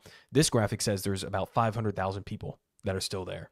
1 million people have been pushed into Deir al-Balah, as well as 700,000 more in Khan Yunis, and Rafah has been essentially emptied out since the Israeli invasion there. That, as a reminder, Joe Biden said was one of his red lines. We also have 3,600 detainees, hostages, if you will, who have been forcibly disappeared. And of course, we have shown the extensive reporting on them being brutally tortured in a myriad of different ways, including sexual assault, rape, electric shocks, spitting and urinating on detainees, strip searches, and willful killing under torture. Finally, they say that 89% of the hospitals have been destroyed or damaged, 70% of the buildings have been destroyed or damaged, and 80% of the schools and universities have been destroyed or damaged. Now, I'll leave this down in the description. It'll be the last link if you guys want to go and check out this article here that was also posted by Euromed Human Rights Monitor on, further info on the Israeli ethnic cleansing of North Gaza right now. They discuss how, there are still tens and tens of thousands of people who remain there, many of whom can't leave even if they wanted to. They talk about how they have been evacuating hospitals, forcibly evacuating hospitals and attacking healthcare workers there as well. And they get into a lot of pretty brutal and horrific details in terms of the current Israeli offensive in North Gaza. Now, again, keep in mind, 85%, as they point out in this article, of the buildings in North Gaza were already destroyed, like within the first couple of months after October 7th. So you've destroyed 85% of the buildings, right? And now you're saying a year into this, well, we need to do a complete ethnic cleansing of the North, because apparently destroying 85% of the buildings wasn't enough, right? We have to destroy the remaining 15% of the buildings that still stand, right? As if this is some sort of a targeted operation against Hamas. By the time that they're done with this operation, there are going to be no buildings standing in the northern portion of Gaza. And they want you to believe that this is a targeted operation against Hamas. Who believes that at this point?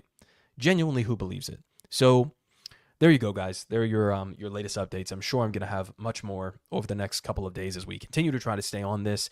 We have Benjamin Netanyahu threatening to essentially do a genocide of the people of Lebanon, akin to what he has done in Gaza. We have Biden completely giving up on any sort of, prospects of fighting for a ceasefire either in Gaza or in Lebanon. We have Trump calling and congratulating, war criminal Benjamin Netanyahu on his invasion of Lebanon.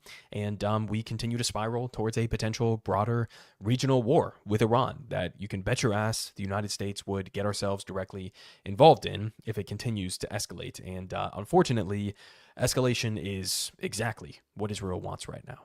Politic guy has the best politics. Believe me, no one does it like him.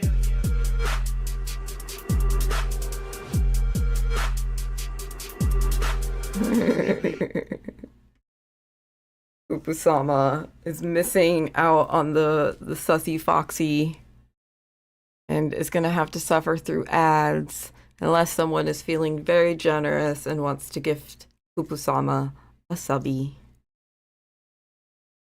Inshallah. Okay, up next from Majority Report, everyone's favorite. Donald Trump this morning went on Hugh Hewitt's program, and he was asked by the conservative talk show host. Yay! This is turning into a revolution. Complainy Laney gifted 1 subscription. Good morning, sweetheart. Did you get some sleep?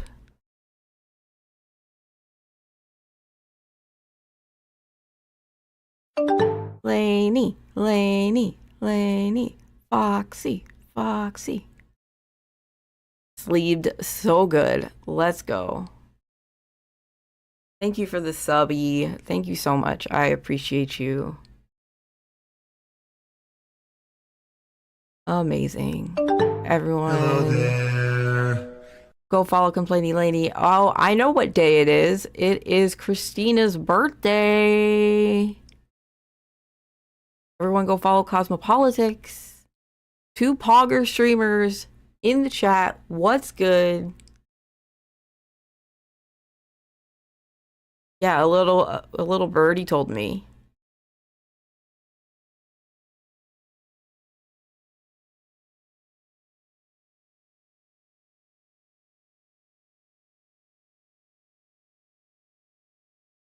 Happy birthday to Christina.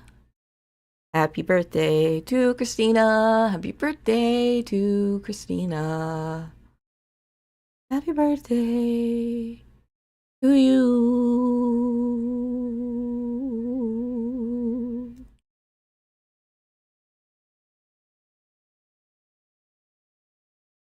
Got a little drunk. Gotta get a little drunk. Gonna watch the Backstreet Boys concert soon. Hell yeah. Sounds like a great, great birthday.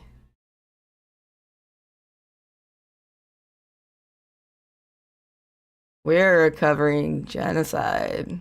It's real fun times over here.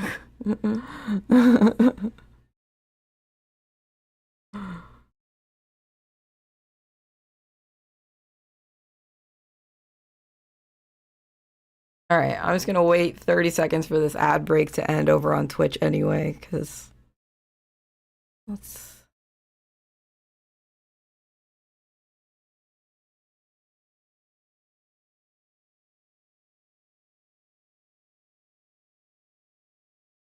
Blue raspberry Svedka.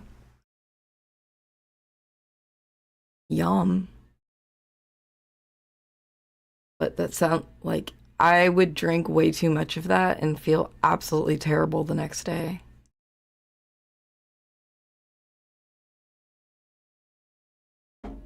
Dangerous liquor. All right.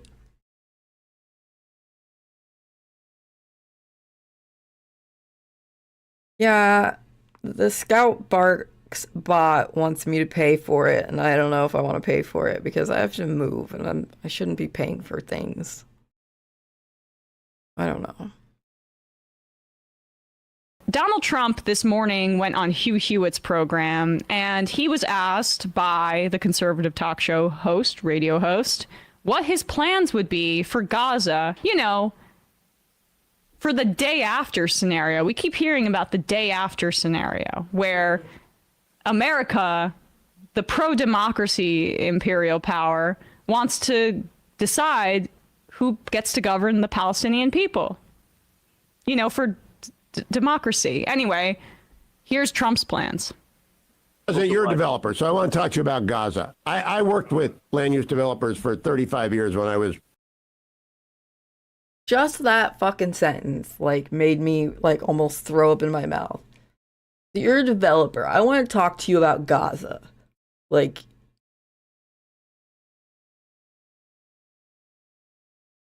Ew.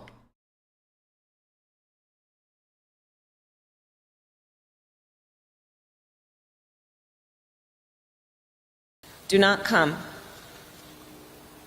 Do not come. Actively practicing law. You know how to build things. Gaza is in ruins. Could Gaza be Monaco if it was rebuilt the right way? Could someone make Gaza into something that all the Palestinian people would be proud of, would Sasha, want to you live called in, it. would benefit them?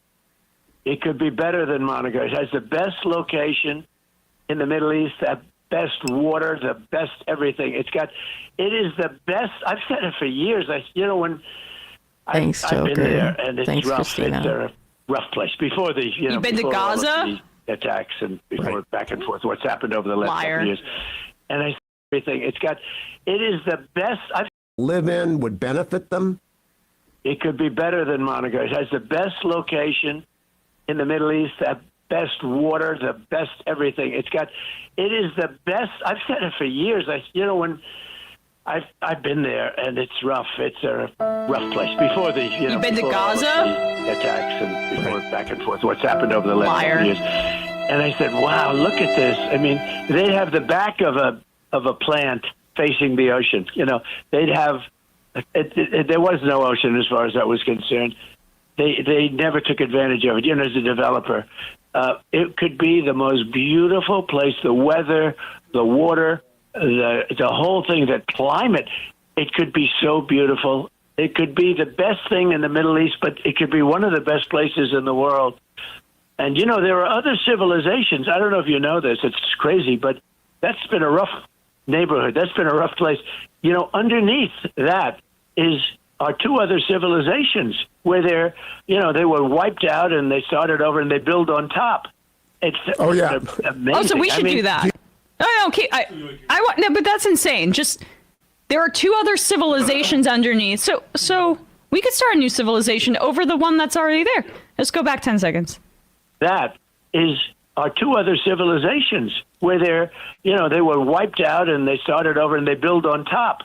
It's amazing. I mean, do you think your been partners? A very contentious area for a long time, I can tell you that. Yeah. Can you get the Abraham Accords going again and get your partners like UAE, Bahrain, and possibly Saudi to help you, and Egypt to help you in Gaza if you're president again, to rebuild it the right way and get rid of the fanatics? Yeah, so I'll tell you, I think not only the Abraham Accords, the Abraham Accords is one of the great things that's ever happened in the Middle East. Yeah, which Biden is pursuing, by the way. The reason that Biden's policy has been such an absolute disaster in pushing forward Israel's genocidal aims is because he's pursued the Trump-era policy of the Abraham Accords, which is normalization between Saudi Arabia and other nations in the region. The word choice of fanatics is really interesting. Not terrorists, not extremists. Fanatics. Region with Israel without dealing with the, quote, Palestinian issue, which is the multi-decade military operation and military occupation and siege of Gaza, but also the military occupation of the West Bank.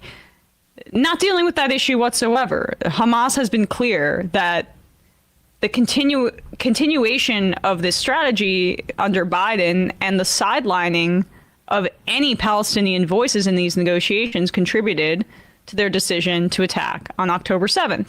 And you see there why. I mean, in the sense of just like what political, the view of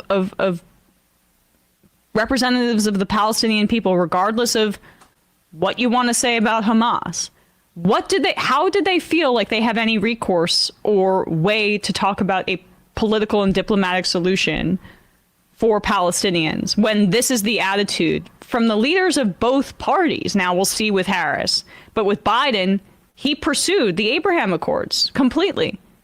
He pursued Trump-era policies. This is a very neoconservative administration that Biden has presided over as it relates to this.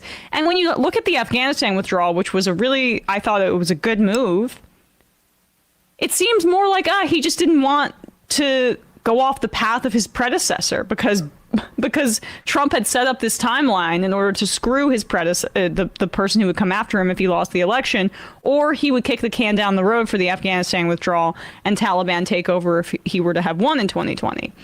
So it seems more just like Biden, in both instances, continued to implement what was laid out in front of him when he got into office, one for good, which was withdrawing from Afghanistan, and the other was just continuing this extreme neocon policy of trying to force through Israeli normalization with Saudi Arabia and giving MBS security assurances and weapons to do so, regardless of the outcome to the Palestinian people. But when you come back to Trump here, I mean, this is why he's just a complete sociopath. And he views the Gaza Strip in the way that a lot of capitalists and wealthy people in this country do, but they'll never say it. It is prime real estate. It's right there. It's right there near the Suez, where a key canal for the transfer of oil and for wealth in this country. And let's develop real estate there, just like Tel Aviv, a glistening city on the still decomposing carcasses of Palestinian children. We could do that in Gaza. Make Khan Yunis into a freaking casino town. That's what his vision is for it. And Jared Kushner said this 6 months ago at a talk at Harvard. Jared Kushner says Gaza's waterfront property could be very valuable. Trump's son-in-law also said Israel should bulldoze an area of the Negev desert and move Palestinians there, which again has been the... Have a good night, Mode Bong. I hope you feel better. The policy of Israeli occupation and ethnic cleansing for decades, which is that they want the waterfront property Trump talks about with all of this gleam in his eye. That's why they do want to push Palestinians into the desert. So the most profitable, the most important for trade land along the sea is all within Israel's control. Trump does know, indeed, how to develop things. Of course, as I keep mentioning, the Trump Tower here in New York that was one of his early claims to fame, was built with undocumented Polish labor removing asbestos, and that those laborers started complaining about their tardiness in pay, and threatened to kill the guy that was the liaison between Trump and those workers. And Trump said, why don't we threaten to bring in immigration deportation services here if these guys aren't going to play ball? This is America's model of development, which is, okay, make a Vegas. Make a Las Vegas like Bahrain or all these different Gulf states that we help build with our allies. And they're basically built on a spectacle, speculation, and sex trafficking. And that's the future that America can offer this world. And it is our history. 400 years ago, when we're deciding let's genocide the Native Americans and take that land, it's because, look, they're not doing anything with it. We can do improvements. This is from many of these ideas have been incubated in an earlier period with the construction of the first British Empire, blah, blah, blah. Progress may have been the doctrine of the later Enlightenment, but the looser idea of improvement was a watchword for earlier generations of colonial promoters, which is what Kushner and Trump are, operating on both sides of the Atlantic. According to one Virginia landowner, which is another way of saying slave owner, the creation of an English empire could unleash radical possibilities for the benefit of mankind and the advantage of the Commonwealth of Learning. Now, from the vantage point of 400 years later, where all we're fucking doing is building strip malls and suburbs, I think that's even then probably something disingenuous. Probably something people should have resisted, but now we've seen the fucking proof in the pudding, and it's to make golf courses for these goddamn assholes. So yeah, Gaza, you can turn that into a resort where Israelis can go and, get a little sun, and it's staffed by the remaining population that you allow to live in Gaza. Like, that's the plan they see. That's the place for Gazans in the future Gaza, is putting ice in the drinks for Israelis. That's exactly right. And in our genocide of the Native American population, which took decades, centuries, we were not live streaming that. Now, this country is built on genocide and ethnic cleansing of the indigenous population. We should never forget that. And so you can view Israel as a very American model in that sense. Just replace, as Matt's alluding to, the talk about civilizing these parts of the land and making it into this beautiful place where people can go to resorts, as Trump talks about.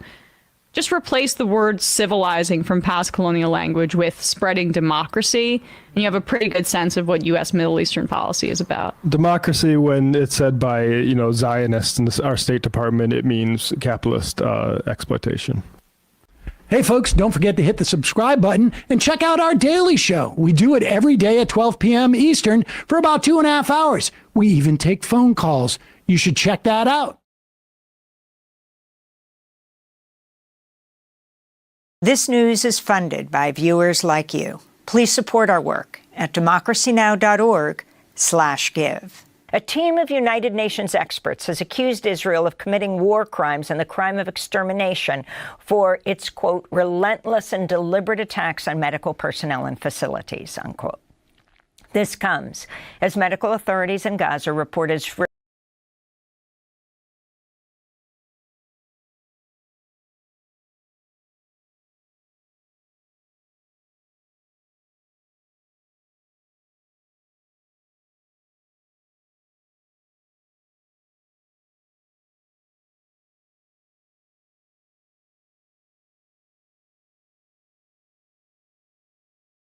Israel has killed at least 63 more Palestinians amidst an intensifying siege on the northern Gaza Strip.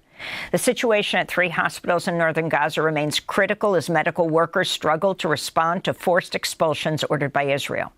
The director of Kamal Adwan Hospital, Dr. Hussam Abu Safia, filmed this video from inside the intensive care unit on Thursday.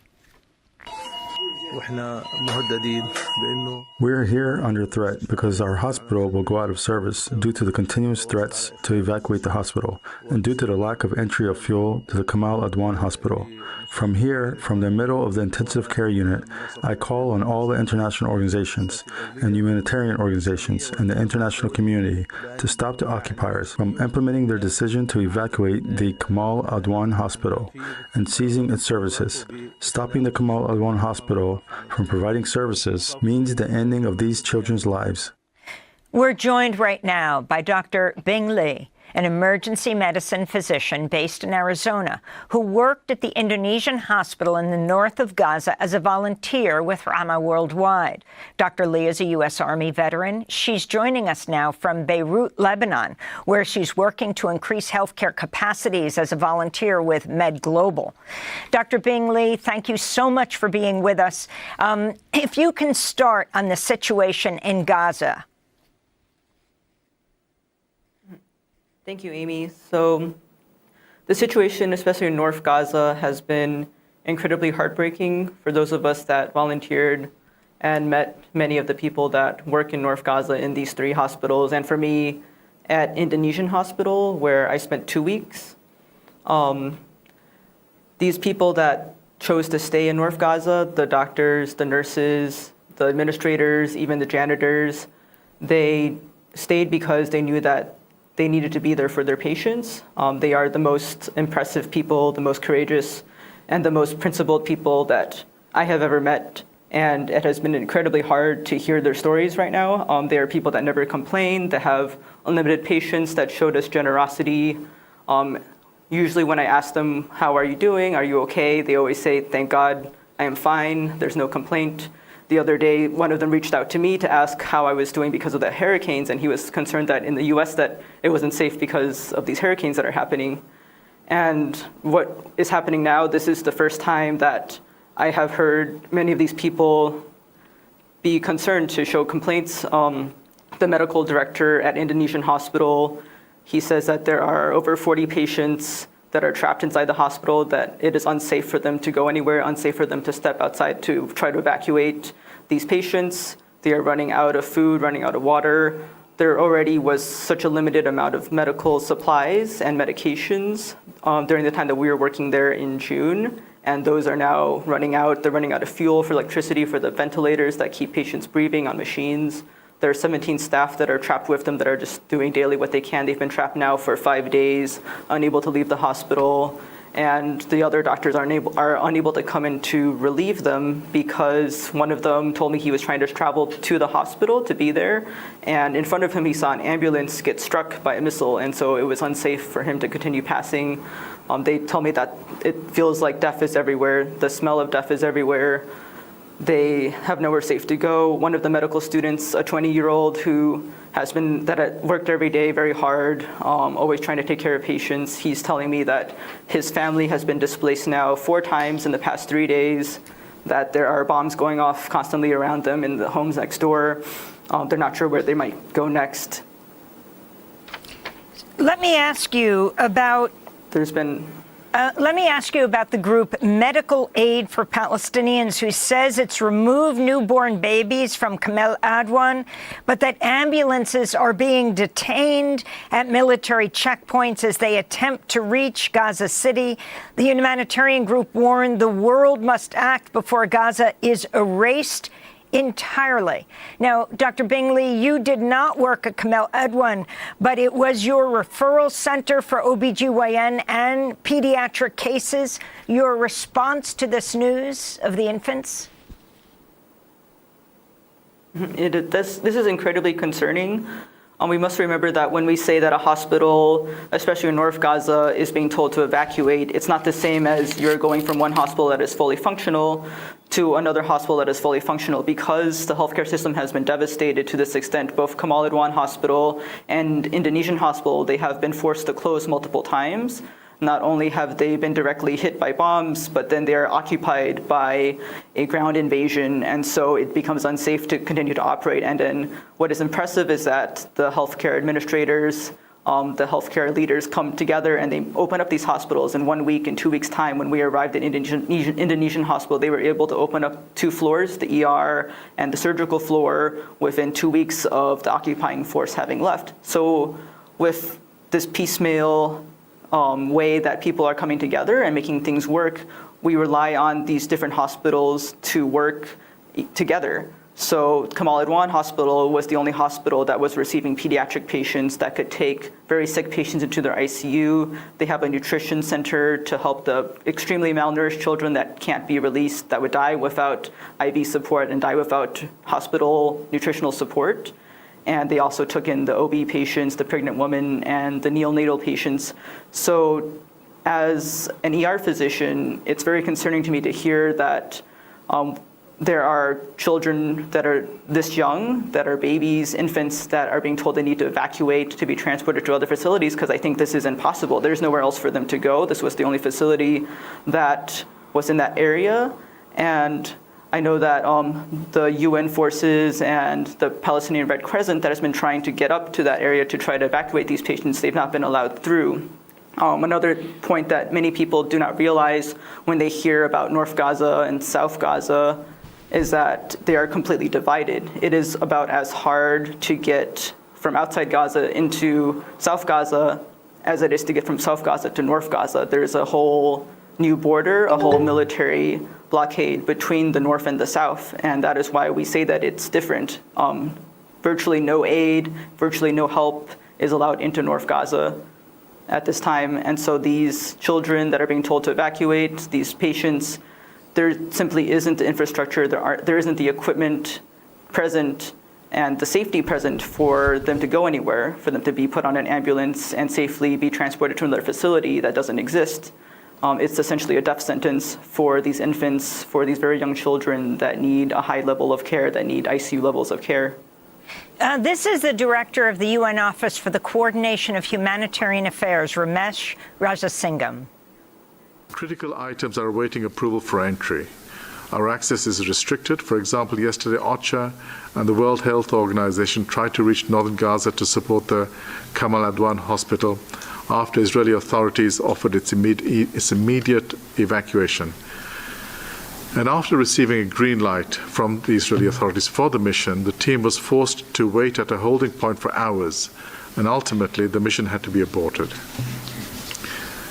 And that's not an unusual practice. In September, less than 10% of coordinated missions to the north were facilitated by the Israeli authorities. So that's the director of UN Office for Coordination of Humanitarian Affairs, Ramesh Rajasingham. Dr. Bingley, if you can respond to that. And also the UN chief, Antonio Guterres, saying he's written directly to the Israeli Prime Minister Netanyahu, warning him against dismantling the UN agency tasked with providing food and health care and social services to Palestinians in Gaza and the occupied West Bank. 2 bills under consideration in Israel's parliament would prevent UNRWA from continuing its essential work.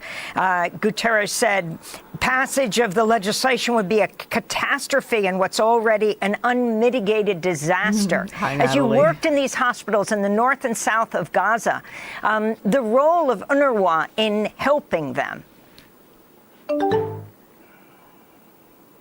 So it's extremely alarming that already when we're working in these hospitals, there's already so little aid, so little supplies that are coming in. To take away what little is left is essentially, again, a death sentence for anybody there who requires medical care, who requires this kind of help.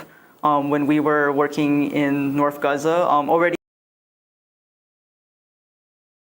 in South Gaza, I spent 2 weeks in the south when we first arrived. It's already a very difficult place to work. It's already overburdened. There's already very few supplies. And then when you go to the north, there's even a fraction of that.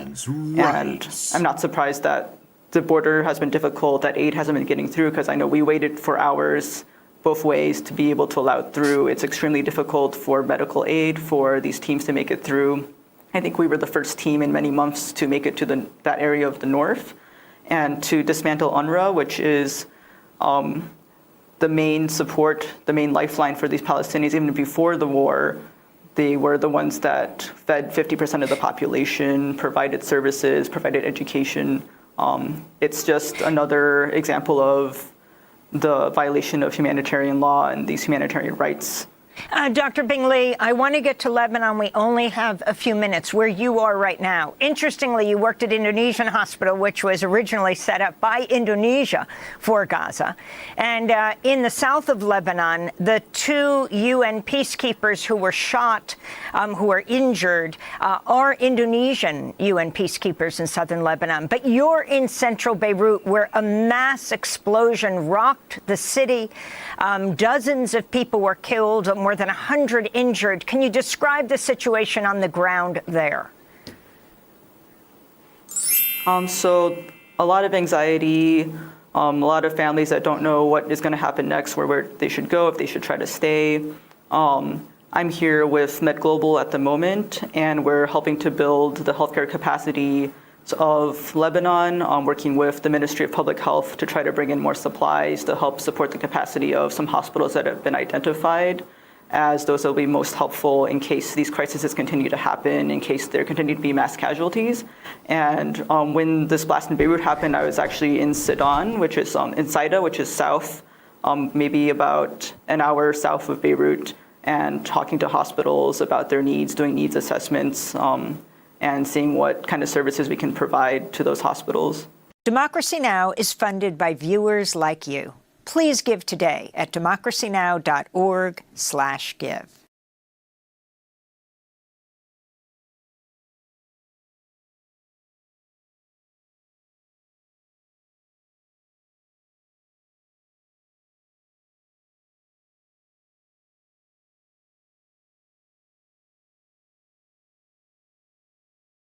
Taking place, Hezbollah's chief of the media office there, Mohammed Afif, is speaking now, live in Beirut, in the aftermath of these attacks. Let's listen in. Lebanese media representatives and those who can be called as activists on the social platform, and how the Lebanese media platform is totally open and prone to the malicious Israeli campaigns in the absence of the relevant regulations, or at least the implementation of these regulations on the media landscape in the Lebanon. At the same time, I seize the opportunity to thank all the media representatives operating in the South, conveying the message and telling the story objectively in the South. I also commend the performance of a number of foreign and Arab journalists who are operating among us, who are paying a heavy price, yet sharing the responsibility with us. At the same time, telling the story of resistance and fortitude. I wouldn't miss this opportunity to draw a comparison between Israel's hegemony and malicious attack on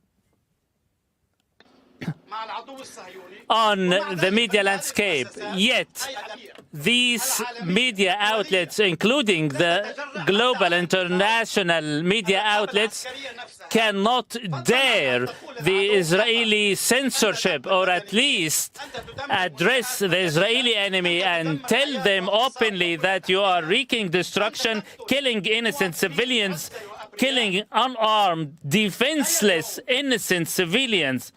Those media outlets cannot dare to the Israeli military censorship, who are not only launching a malicious campaign against us, yet laying a tight lid on their losses on the field following the successful military operations by resistance. Our country is reeling under Israeli aggression, yet it is regretful to see some Lebanese media outlets reporting the Israeli story without vetting, adopting the Israeli rhetoric without due auditing, reporting and circulating, some of them even carrying the threats and statements made by the Israeli Chief of Staff, and even carrying the statements of the Israeli occupation forces live on air, even sometimes with translation that can per se carry out a psychological warfare, and not only that, but also carry a misleading, malicious campaign against the resistance movement, the Lebanese people, and their allies. And above all, they continue to instigate the people against the resistance movement. Again, regretfully, very few media outlets are adopting these practices. This is shameful. Yet the government is not moving a finger. The Information and Media Ministry is not even taking any action. Simply, the same applies to the National Media Council. The excuse is always that the state is not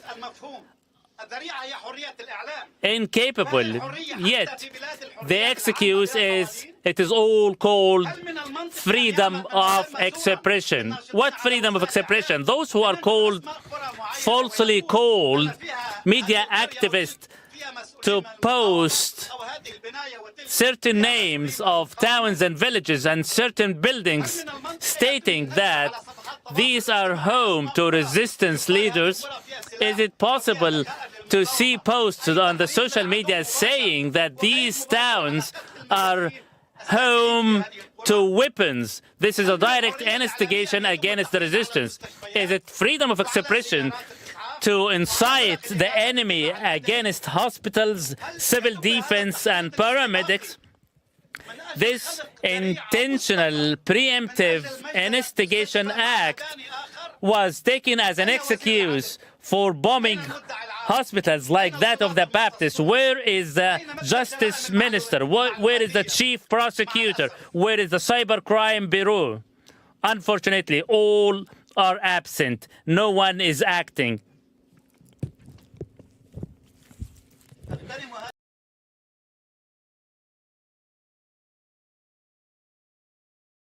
So before we get started on this video properly, I have started a fundraiser for medical aid for Palestinians. I'm going to try and raise about £1,000. I know that doesn't sound like a lot, but I know from experience making anyone do anything from YouTube to go various different places is very, very hard.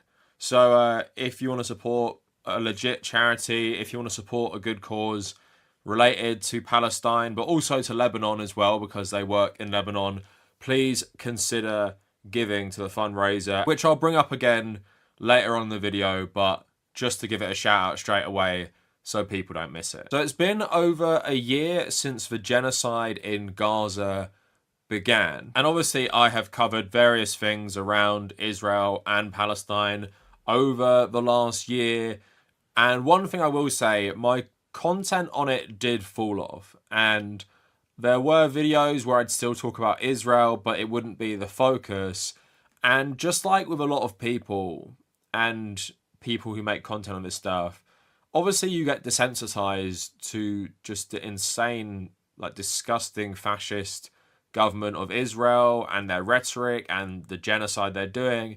But also it just starts to feel really hopeless, because if I had told you last October what how this would play out, I don't think people would believe me. Not in terms of the level of violence, not in terms of the amount of Palestinians being killed. I don't think people would believe me in terms of the West literally having no rules for Israel. There is nothing Israel can do that will stop Western support.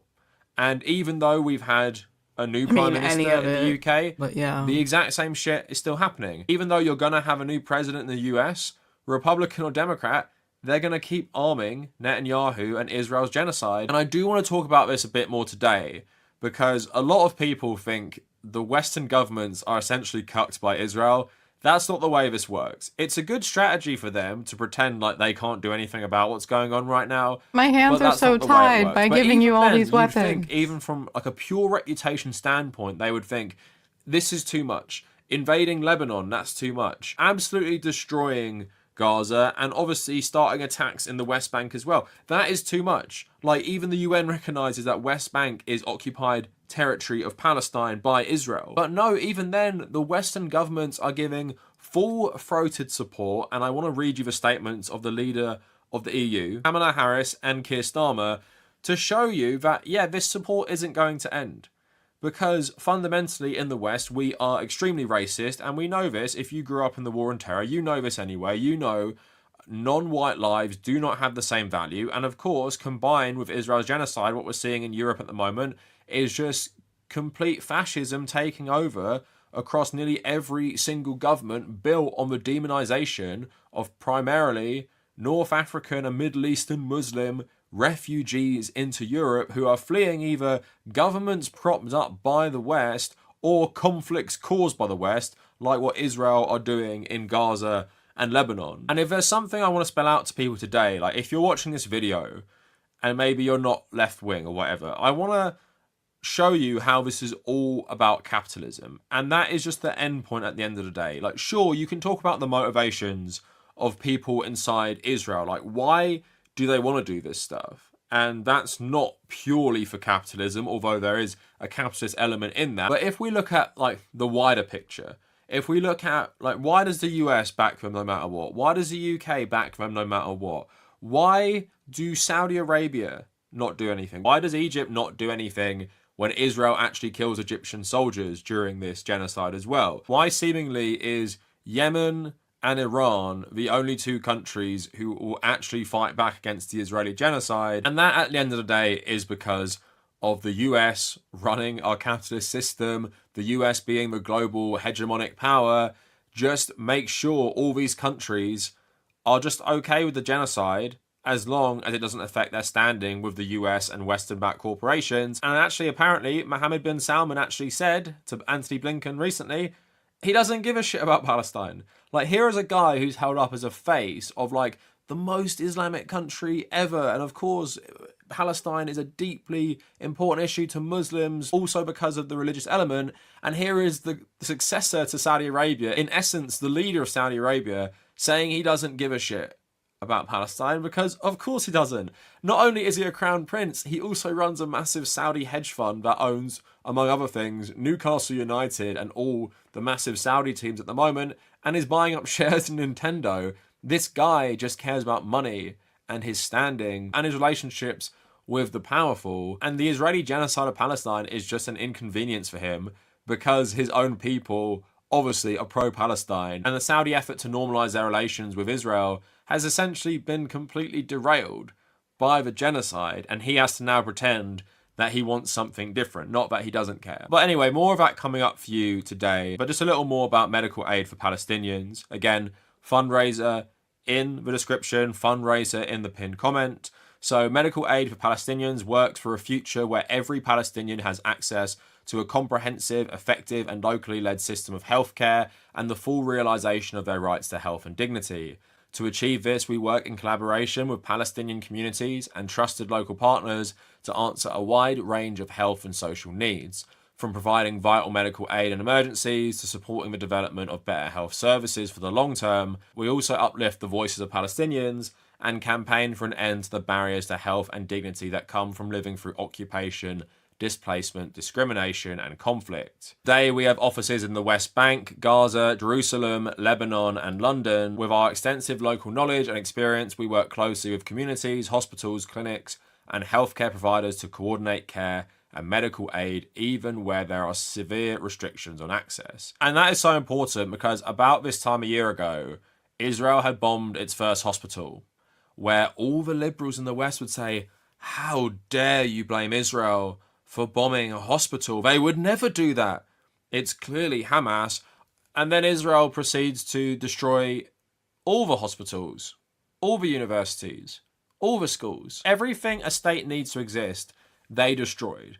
And the liberals who said they could never do this, oh, they went silent. I'm thinking of you, David Pakman, by the way, when I say that, because you're one of the worst people doing this. And now, if we're talking about medical stuff, the Lancet estimates that Gaza death toll could exceed 186,000 because of other factors like diseases and indirect deaths from the war. And at the moment, officially, more than 41,800 people have been killed. And that number is probably far lower than the actual death toll, which is probably, in my opinion, over 100,000. So that is what we're dealing with. US and UK bombs support have caused a genocide. Netanyahu, of course, this far-right Prime Minister of Israel, it doesn't matter that it's Joe Biden, a Democrat, or Keir Starmer, the Labour Party leader. Here's more bombs.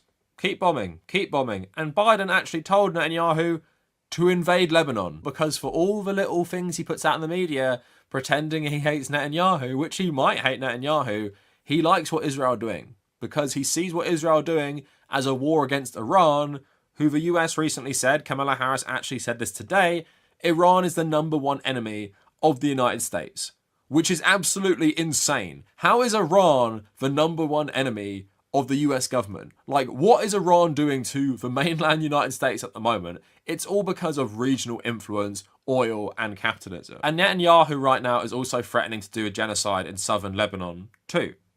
And guess what? When Kamala Harris, if she actually wins the election, she will support that, because it's pretty clear the Democrats actually support any action against Hezbollah, because Hezbollah is closely linked to Iran. And even though Hamas isn't as closely linked to Iran as Hezbollah, they don't care. They still think it's worth it to sacrifice 100,000 people in Gaza to kill a few thousand Hamas militants, whose numbers will be replenished probably tenfold, because loads of people are going to have absolutely nothing to lose. Now, to get into how the West has gone full Hitler once again, let's get a reaction to the Western leaders to the anniversary of October 7th. Let's see what they mention, and let's see what they don't mention. So here's the leader of the EU, Ursula von der Leyen, saying, on October 7th, Hamas killed or abducted people for one reason, because they were Jews. Today we mourn them. Our thoughts are with all those for whom time has stopped on October 7th, with all the innocent victims of the tragic chain of events that was set off.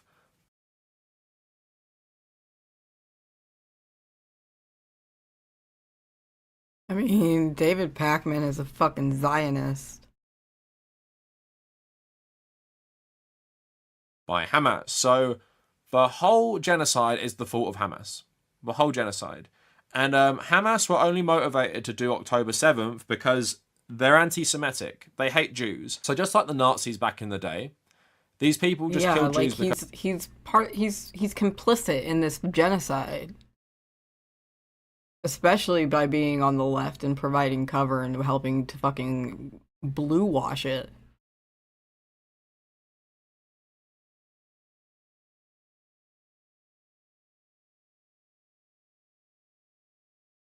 The Western leaders to the anniversary of October 7th. Let's see what they mention, and let's see what they don't mention. So here's the leader of the EU, Ursula von der Leyen, saying, on October 7th, Hamas killed or abducted people for one reason, because they were Jews. Because they were occupiers. Our thoughts are with all those for whom time has stopped on October 7th, with all the innocent victims of the tragic chain of events that was set off by Hamas. So the whole genocide is the fault of Hamas. The whole genocide.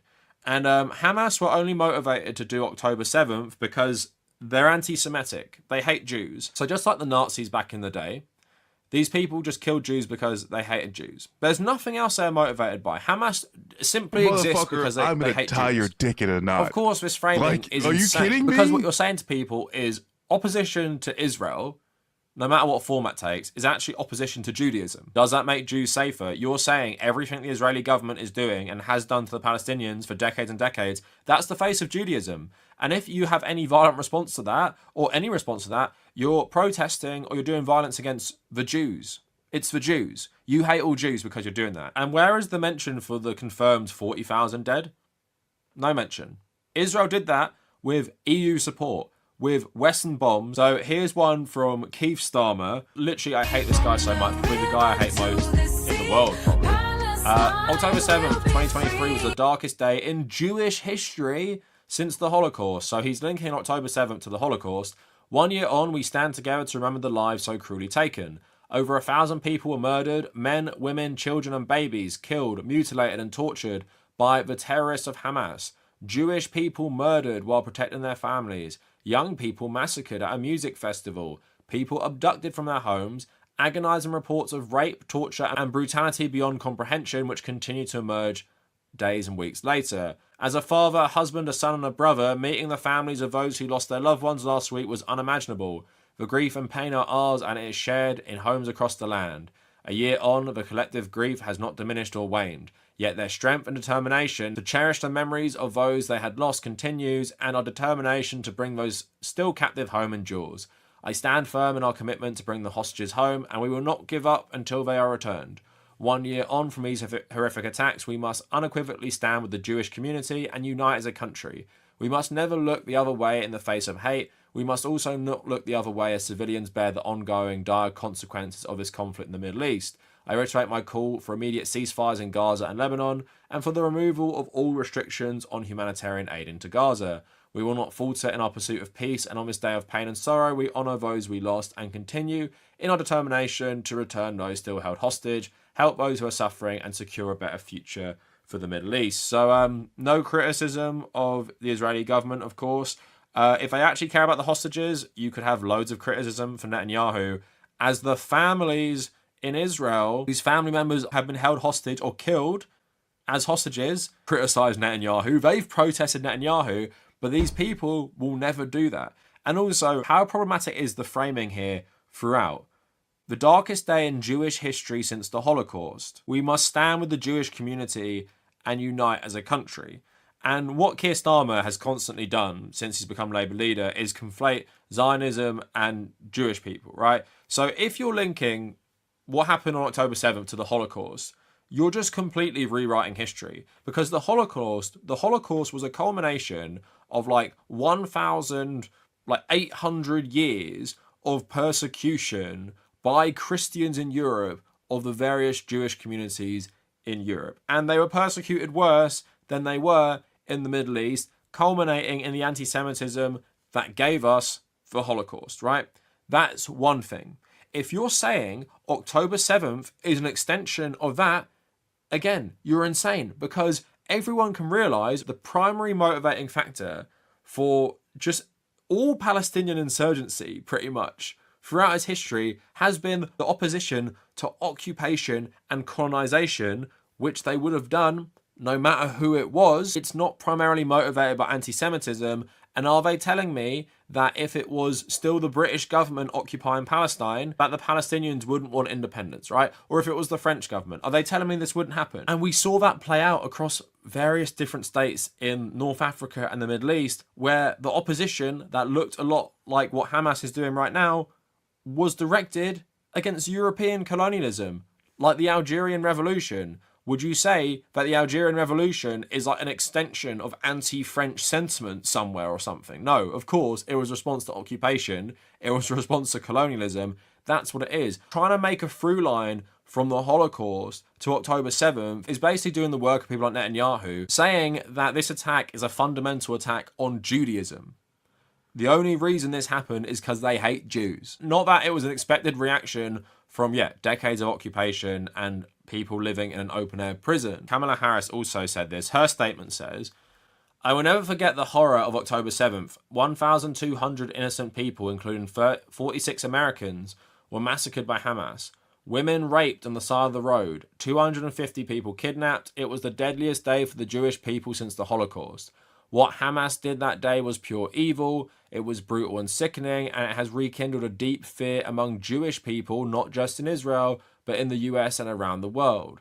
The long, extraordinary arc of Jewish history is full of pogroms and prejudice, slaughter and separation, and now in our own generation there is another moment the world must not forget. I'm devastated by the loss and pain of the Israeli people as a result of the heinous attack. Doug and I pray for the families of the victims, and I hope they find solace in remembering the lives of the loved ones. We also pray for the safety of Jewish people all over the world. We must all ensure nothing like the horrors of October 7th ever happen again. I will do everything in my power to ensure that the threat Hamas poses is eliminated, that it is never again able to govern Gaza, that it fails in its mission to annihilate Israel, and that the people of Gaza are free from the grip of Hamas. I will never stop fighting for the release of all hostages, including the 7 Americans. I will never stop fighting for justice for those murdered, and I will always ensure Israel has what it needs to defend itself against Iran and Iran-backed terrorist groups like Hamas. My commitment to the security of Israel is unwavering. Hamas terror attack on October 7th launched a war in Gaza, and I'm heartbroken over the scale of death and destruction in Gaza over the past year. Tens of thousands of lives lost, children fleeing for safety over and over again, mothers and fathers struggling to obtain food, water and medicine. It is far past time for a hostage and ceasefire deal to end the suffering, and I will always fight for the Palestinian people to be able to realise their right to freedom, this is funny, security, and self-determination. We also continue to believe that a diplomatic solution across the Israel-Lebanon border is the only path to restore lasting calm. So again, like an absolutely insane statement considering her government, Biden-Harris, that's the government, isn't it? Have been funding a genocide and no mention of Israel being an aggressor at all. Israel's defending itself against Hamas-backed terrorists, and she's saying, we will support their ability to make sure Hamas can never govern the Gaza Strip again. So you're basically saying you're going to allow Israel to destroy the Gaza and kill every single Palestinian, because how are you going to defeat Hamas, really? It's not working right now. The military offensive isn't going to defeat Hamas.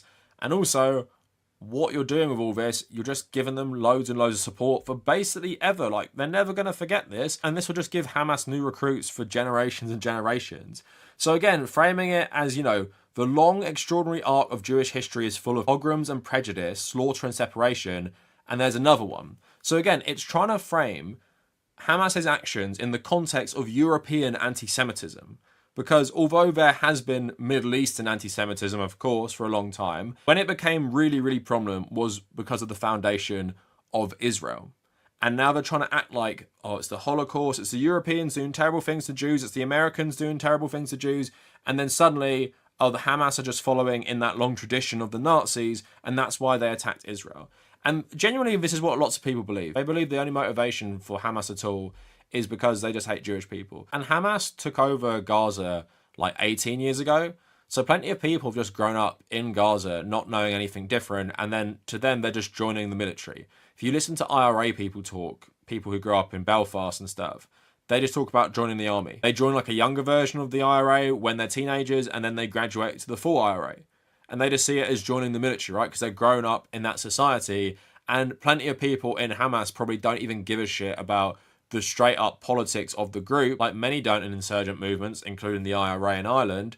They're just doing it because it's a group that fight back against desperate circumstances, an apartheid regime, and living in an open air prison that is Gaza, right? So to frame this as something that spawned out of like Holocaust-style anti-Semitism is just completely wrong and dehumanizing. And of course, what she's doing here is absolving Israel of all responsibility for the genocide. But of course she's going to do that because she's absolving herself and Biden of all responsibility for the genocide, which is directly on their hands. And we all knew what was going to come afterwards, because I said in my October 11th video, I said it was going to be a genocide. I've said before it's already a genocide in Gaza anyway, but I said this is going to happen. People like Owen Jones said it was going to happen. It was very, very clear because it's what Netanyahu had been waiting for forever. And of course it came out that he ignored his own intelligence about the attack, and they did know this was going to happen because of course they knew. Of course they knew. Because Netanyahu wanted this war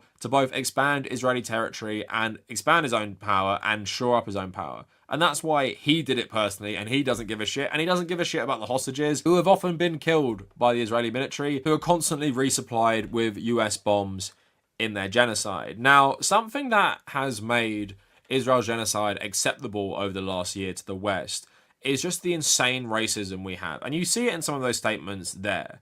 And how it like lumps all the groups in together, like Hamas are only doing stuff because they hate Jews, but also because they work for Iran and they're just doing Iran's bidding, and Iran hates Israel because they're also really anti-Semitic. But in Western media, like Muslims generally are depicted negatively.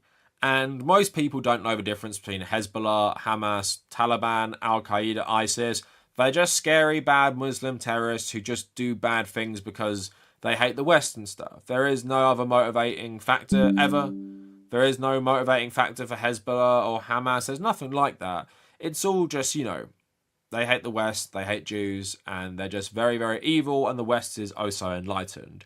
Now, I made a video about woke fascism, and I've made a couple of videos about Western chauvinism. It's basically the new kind of fascism we're seeing at the moment.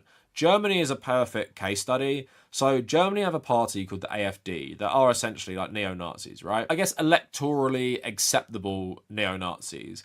But they have been pushing like anti-BDS stuff. They've been like pro-Israel because they hate Muslims more than anyone else. Like they are anti-Semitic, of course, but why they love Israel is because Israel brutalizes Muslims in a way they'd love to do in Germany. And you see that across the West in terms of the far right. Like Tommy Robinson supports Israel. Most of the mainstream far right in conservative parties or more fringe far right parties, they all support Israel as well because they believe in Western supremacy. Now, of course, this sometimes means like white supremacy, but it's evolved now where it's not exclusive to white people. It's mainly if you're not Muslim and you can maybe join in with the gang. And we're so tolerant. We hate Muslims because they don't like women. They don't like LGBT people. Let's just ignore the fact that we don't like them either. It's just really funny to me that the far right are using this to demonize Muslims when if we're talking about like straight up Islamists and European like fascists, you'd agree on most things because you're both religious conservatives. Because of different skin colors, it's just acceptable. And of course, you see that with how we're commemorating 1,200, you know, Israelis dead versus probably over 100,000 Palestinians dead. There's just not an equal worth to life in the UK, in the US, in Western countries. It's only about people who are either Western or white and Western. And Israel fits that bill as well, where it is westernized and it has a lot of white people in it. And it is an extension of this Western chauvinist, like colonialism and mindset, which leads to this apartheid and genocide. And also the woke fascism stuff. Plenty of Israelis have justified the genocide in Gaza because Hamas don't like LGBT people. Therefore, they must be all killed. That's the logic we're dealing with right now. And that's why the rise of Western chauvinism is so frustrating because it weaponizes identity politics to bring about fascism. Like we saw with the college campus protesters in America where they were all being called neo-Nazis because they're against Israel. Left-wing people, including plenty of left-wing Jewish students, were being called neo-Nazis by actual fascists, and the NYPD and LAPD, who are full of fascists, they were being called that because of the weaponization of identity politics against them. America is literally bringing in fascist free speech laws under the guise of fighting anti-Semitism, and groups like the ADL don't give a shit about allying with actual anti-Semites like Elon Musk as long as he's pro-Israel. And that's what a lot of pro-Israeli supporters only care about. And it's why they call Christian Zionists in America as well. Christian Zionists who believe during Armageddon all the Jews will die, they love them because they support Israel and they love Israel for tourism. And that's why Donald Trump and his administration were so fanatical about Israel themselves, because they were full of Christian Zionists who themselves are personally anti-Semitic. Now, I saw this article a couple of weeks ago. I was going to read it in another video, but I thought I'd read it today because it perfectly encapsulates the anti-Muslim racist brain rot that has infected everyone, it seems. But it's mainly something you hear from the elites, be it people in the media or people in politics. So, I lost my dad on 9/11. Now I'm fighting terrorism as an IDF soldier in Israel. So not only did we have this insane logic back in the day during the War on Terror, in that Al-Qaeda attacked New York on 9/11. Therefore, I'm joining the US military to go invade Iraq, governed by Saddam Hussein, who Al-Qaeda put like a hit out on. That is the logic we were dealing with then. But now it's even worse. It's like, my dad died in 9/11, so 23 years later, I'm going to go and do a genocide in Palestine. Like, it's even more incoherent and makes less sense, but it's just pure racism. Jamie Gartenberg, Pilar's father, was killed in 9/11, 6 months before she was born. Now she's determined to honour his memory by fighting the same enemy as a soldier in the IDF battling Hamas. She never knew her dad, who worked on the 86th floor of the North Tower in 9/11. I felt like I had more to give the world and to do a small part to fight terrorism, to contribute. I use his death as motivation to keep strong and keep fighting. A central New Jersey native, Pilar moved to Israel 4 years ago after graduating high school and joined the IDF a few months later. On duty in the south of Israel on October 7th, she said, I lay on the ground while being shot at by the same terrorists that celebrated the murder of my dad. Now she serves as a combat soldier, always carrying a precious gold locket with her dad's picture and the inscription, Daddy's Angel. It's in my pocket right now. I've carried it through the whole army service. The motivation my whole life, I've seen what terrorism is firsthand. Terrorist groups have different names, but it's one goal. It's hate against the free world, innocent civilians. October 7th happened against Jews, but people don't understand it's against the whole world. Her dad's alma mater, University of Michigan, is now a hotbed of terrorist supporters, she said, where instead of bonding over football, the bond is over burning of American flags. It would break my dad's heart to see it. It's broken mine. If I can be the smallest part of helping someone not have to feel like what it's like to lose one to terrorism, I'll do everything. I've never felt safer than in Israel as a person, as a Jew. As crazy as it sounds, I feel safest here. Even my own friends in America don't understand, and they are protesting stuff they haven't learned about. So that is the perfect encapsulation of Western chauvinism, Zionist brain rot. It's that, yeah, Muslim terrorism is bad, and they just hate the free world and hate Jews, therefore they try and kill us, and they killed my dad. Now I must do a genocide in Gaza to save people from being killed by terrorism. Like, even if we think about this, like, logically, it makes no sense. Like, you're gonna go kill 100,000 people to stop terrorism when everyone knows, including most people in Western militaries, that massive killings of civilians only helps terror groups grow. So even if we're using that argument, it's totally insane. But again, she doesn't see Palestinians as human, like most Westerners, so she can link 9/11 to Hamas. Even though Hamas had absolutely nothing to do with 9/11, nearly everyone who did 9/11 was a Saudi, so wouldn't your war be against them if you're fighting this forever war against 9/11 terrorists or something like that? No. Again, not understanding how Western colonialism historically has created Islamist movements, Islamist insurgent groups, including Hamas as well. And yeah, if you thought invading Iraq for 9/11 was bad enough, how about participating in the worst genocide this century because your dad you never knew was killed in 9/11? So yeah, absolutely unhinged racism there, but that is just a great case study. If you want to show anyone how insane Westerners are about terrorism or about just like Muslims and stuff, send them that article where someone does that. Now I need to round up this video about the year of the genocide by talking about why this happens. So obviously a lot of anti-Semitic accounts have flourished on social media because they say the Jews are manipulating everything, the Jews are controlling everything, and the US works for Israel, the UK works for Israel, Germany works for Israel. All these countries are actually controlled by either the Jews or by the Israeli government or something like that. And I want to debunk that notion because it's pure cope a lot of the time as well from just like liberals who support Keir Starmer or support Kamala Harris. They act like Israel is this rogue state that can't be controlled. And it's just kind of like a fact of life that Israel can't be controlled, right? There's a lot of talk about Hamas and Hezbollah being proxies for Iran, right? Israel is far more a proxy of the United States than Hamas is a proxy of Iran. If people don't know, Israel wasn't always America's fave. So America used to be kind of like a bit behind France and England, who were the biggest supporters of Israel in its early years. But what happened was America got bogged down in Vietnam. I think there's a difference between identity politics, which to me is like major parties going after certain demographics by using tropes.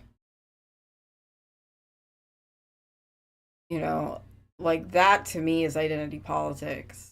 And then intersectionality, which is understanding the crossroads of identity and struggle. So, like, that's where I think, I don't know, does that track? Because, like, I get what you're saying, Lainey, but I think people have a view of what identity politics is that is not productive as compared to actually understanding like how things like gender, race, sexuality, class play into our collective struggles.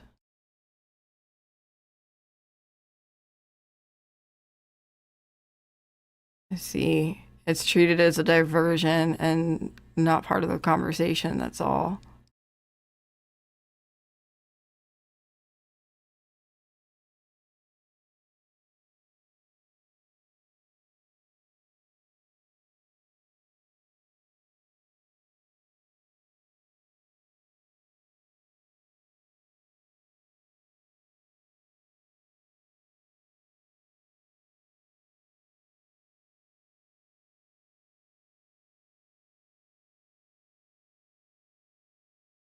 And then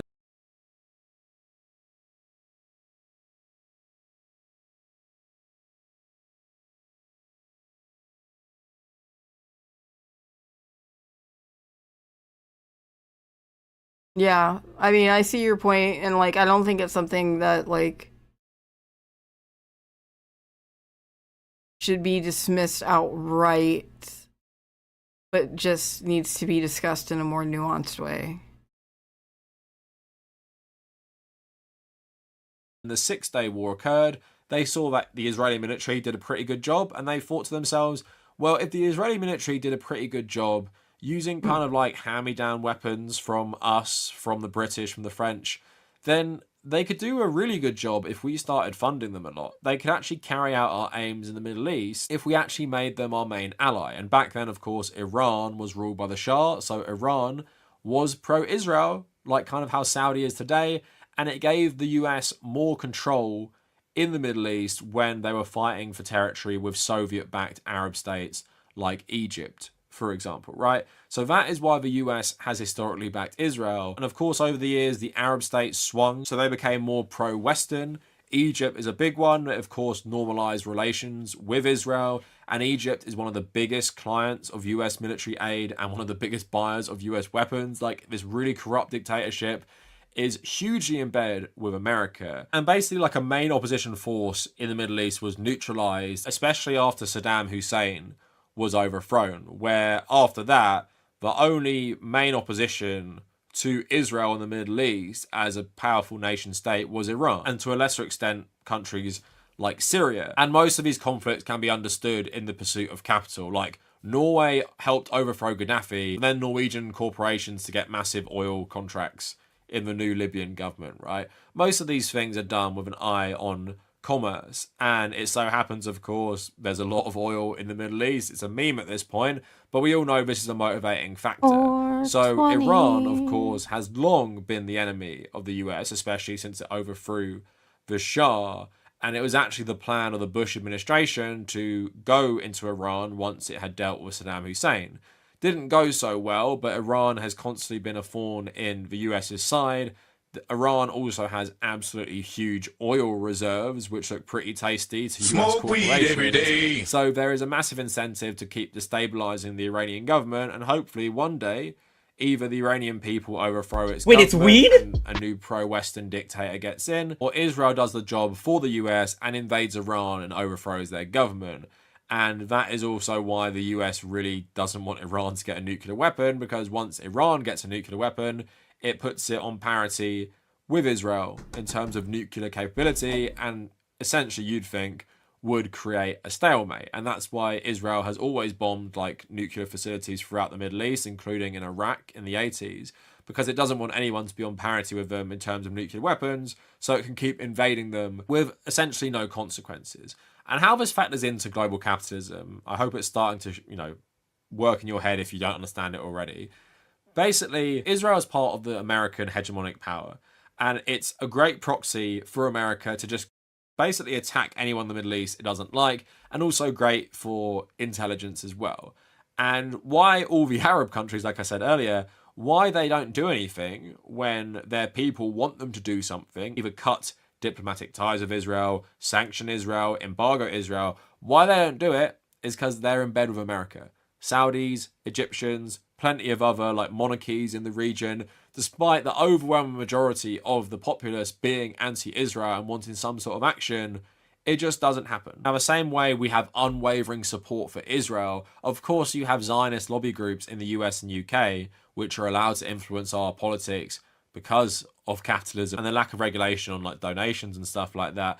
At the same time, it's in the elite's best interest in the UK to keep supporting Israel because of economic ties between the two countries, but also because Israel could be a path to more opportunities in the Middle East for Western capital. And that could include Gaza, that could include southern Lebanon, and that could one day include Iranian oil fields. So the West doesn't believe in morals, human rights. I think that's pretty clear at this point. Everything the West does is for power and is for commerce. And in our capitalist system, corporations have so much influence on the government, and there's just no incentive to adhere to international law or stand up for human rights if there isn't a financial benefit to it. And what happens because of that, our economies become so connected. Like the Saudi economy is so influential on the UK economy to the point where Mohammed bin Salman said he would pull out investment in England if Boris Johnson didn't let him buy Newcastle United, right? That's the sort of power they have on our economy. But Western domination is good for business for Western countries, right? Western corporations, Western individuals.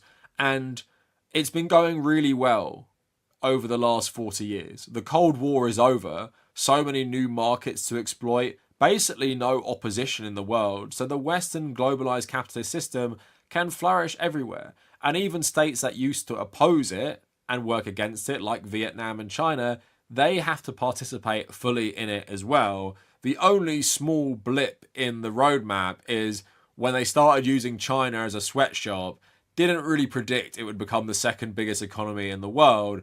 Other than that, it's been going pretty well for the West, and what's a few genocides here and there by your allies to stop business flowing. I could literally rant about this point all day. We can talk about US weapon sales to Israel. Like, did you know the $4 billion in aid Israel gets every year from the US in military aid? That is based on the agreement that Israel will spend like $3 billion of it buying weapons from US arms companies. So in essence, it's actually a general subsidy for US weapons manufacturers. Like, that is the type of shit like people just don't talk about. We also talk about how many people in America are dual American Israeli citizens who are in positions of power, and we talk about people who are just Zionists, be it Christian or Jewish Zionists, across the US elite, which have massive influence on business and the government, and all of that stuff put together can just show you why, despite the fact you might thought your country had some sort of line that Israel could cross, that they would do something, that's why they don't. Because when you have money and you have the power and you can essentially control public perception of conflicts through the media as well, why the fuck would you need to do anything, right? Even liberal people who you think would be against genocide are still shaming people to try and vote for Kamala Harris. And before they were trying to do this to Joe Biden, despite the fact he's funding a genocide, because their logic is, oh, well, on that one issue, yeah, Trump might be worse, actually. So even though Biden and Harris did a genocide, just vote for them anyway. Now, if I could just end the video on one more point, is that what capitalism also does, especially in Western countries, it is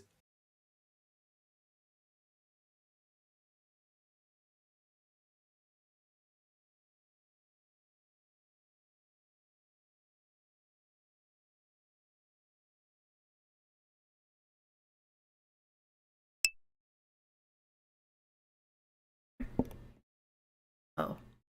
Remember, I'm with her. Hillary Clinton. That's like what I really think of when I am like talking about like fuck identity politics, which I don't know that I've ever even said, but like that's the kind of thing that it's like, well, and then the attack from even other liberals at the time, you know, fuck them lib, but like other liberals being like, well, you have to vote for Hillary because you're a woman and she's a woman. Like, not like she will protect your reproductive rights, but simply based on the fact that you're the same gender. And therefore, you should align politically. Like, that's identity politics that I don't agree with. You know what I mean? Not, hey, your struggle looks different because of your identity.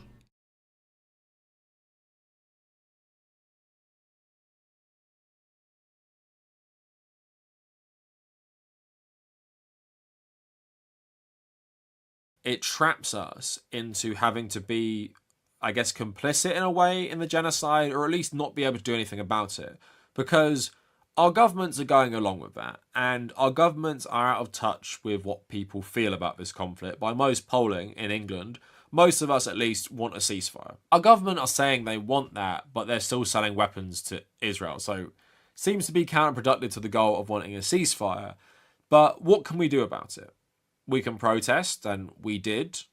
And, you know, some of the biggest protests in British history happened in the last year. And where did that get us? Nowhere. Because peaceful protest is all well and good. It's good to get out there and see your fellow humans also stand for something. But what does it do? Nothing. It does nothing. But also, what can you do beyond that? You see in this country what happens to Just Stop Oil. Young people go to prison for 5 years for throwing paint or soup on the glass casing of a famous painting. And what can the rest of us do about it? Because we're all grinded down by the capitalist system. We have responsibilities. We have basically a boot on our neck as wage slaves or mortgage slaves or anything like that. There is too much to lose. And also because of neoliberalism, we see ourselves as purely individuals. And there is no class solidarity, even with people where there should be class solidarity, because we are in the same class. We all see ourselves as aspirational millionaires. We all see ourselves as people who would never stand for something because we have too much to lose. So even if you are very principled, even like myself, I include myself in this, even if you are very principled and you think I would be willing to do something, I would be willing to risk something, at the same time, that isn't most of us because we're not desperate. And most of us, thanks to things like religion, identity politics, classism, we don't see each other as the same. Even though we have way more in common to refugees fleeing Gaza right now than we do to the Tory elite or Keir Starmer or any of these powerful people, we just can't see that. And we will never see that because although materially we might be closer, things like Western chauvinism, things like Zionism, things like religion, things like intolerance, and things like racism divide us against seeing the common humanity of people suffering at the hands of the powerful. And even though a lot of us in this country are suffering at the hands of the powerful, we can't relate that to what's happening in Palestine because the media keeps us confused and makes us feel like, oh, we can't understand it. And even some people thinking it's some sort of religious conflict, which these statements about how the Hamas attack was an attack on all Jews make it seem like even more. And people will say you're being a doomer or whatever. I just see that as the reality. What I'm not saying is that you shouldn't do these things. Like, give to the fundraiser I just linked to. I'm going to, of course. Protest still. Do anything against the system if you can. I'm not telling people to give up, but I'm outlining the reality for most people is Western countries are a lost cause for things like socialism, communism, even changing the status quo. It's just not going to happen here because of the success of neoliberal brainwashing. It has to get really, really bad and people have to get desperate for people to do anything that is considered revolutionary. And I just don't think us Westerners, as selfish as we can't even imagine reducing our consumption so that other people have a better life. Do people really think we're going to do anything about the government's support for genocide? So that is it for the video. Let me know what you guys think down in the comments. Please check out the fundraiser. And if you made it this far, thank you for watching. I want to welcome back to the stream Dr. Zach Foster.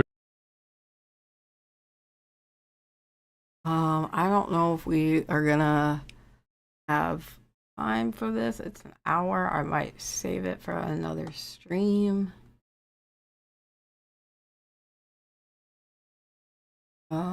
Everything I have is long. I don't know. I'm having a lot of I'm not doing so good. Struggle for me.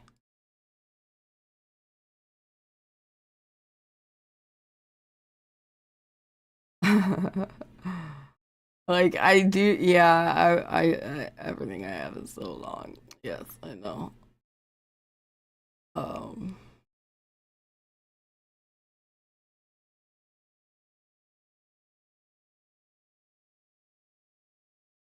Yeah. Okay. Oh, I will. I love you guys. We'll call it. We'll call it.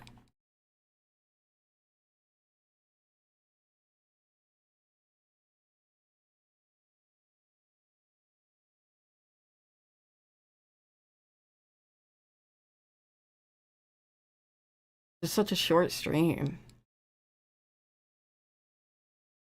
But it's like late in the day for me, kind of. I don't know. Hungry, tired, I'm anxious. Thanks for the hugs. And now my shit's not working. Ah! Great.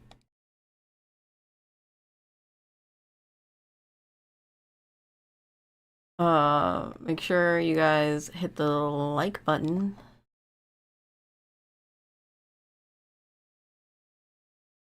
Oh. Sinister Hand, I missed you today.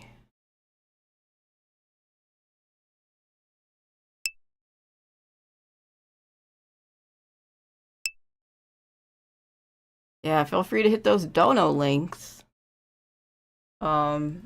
We are really trying to crowdfund so I have a place to live. So, and like, I don't know. Hello there. The situation in my house is so stressful. Like the cats got into a little cat fight, and so he says, like, keep that fat piece of shit out of my room about my cat. Like, what the fuck?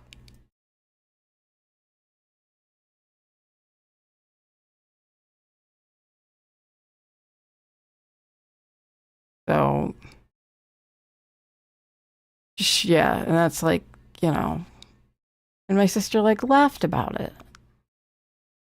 I'm like, it's not funny, like, that he would say shit like that. Like, and I was like, oh, who would have thought that bringing a cat into a house where another cat lives might result in a cat fight? Shocking. Yeah, exactly, Lainey. Okay, love you guys. Go ahead and raid. Oh, okay.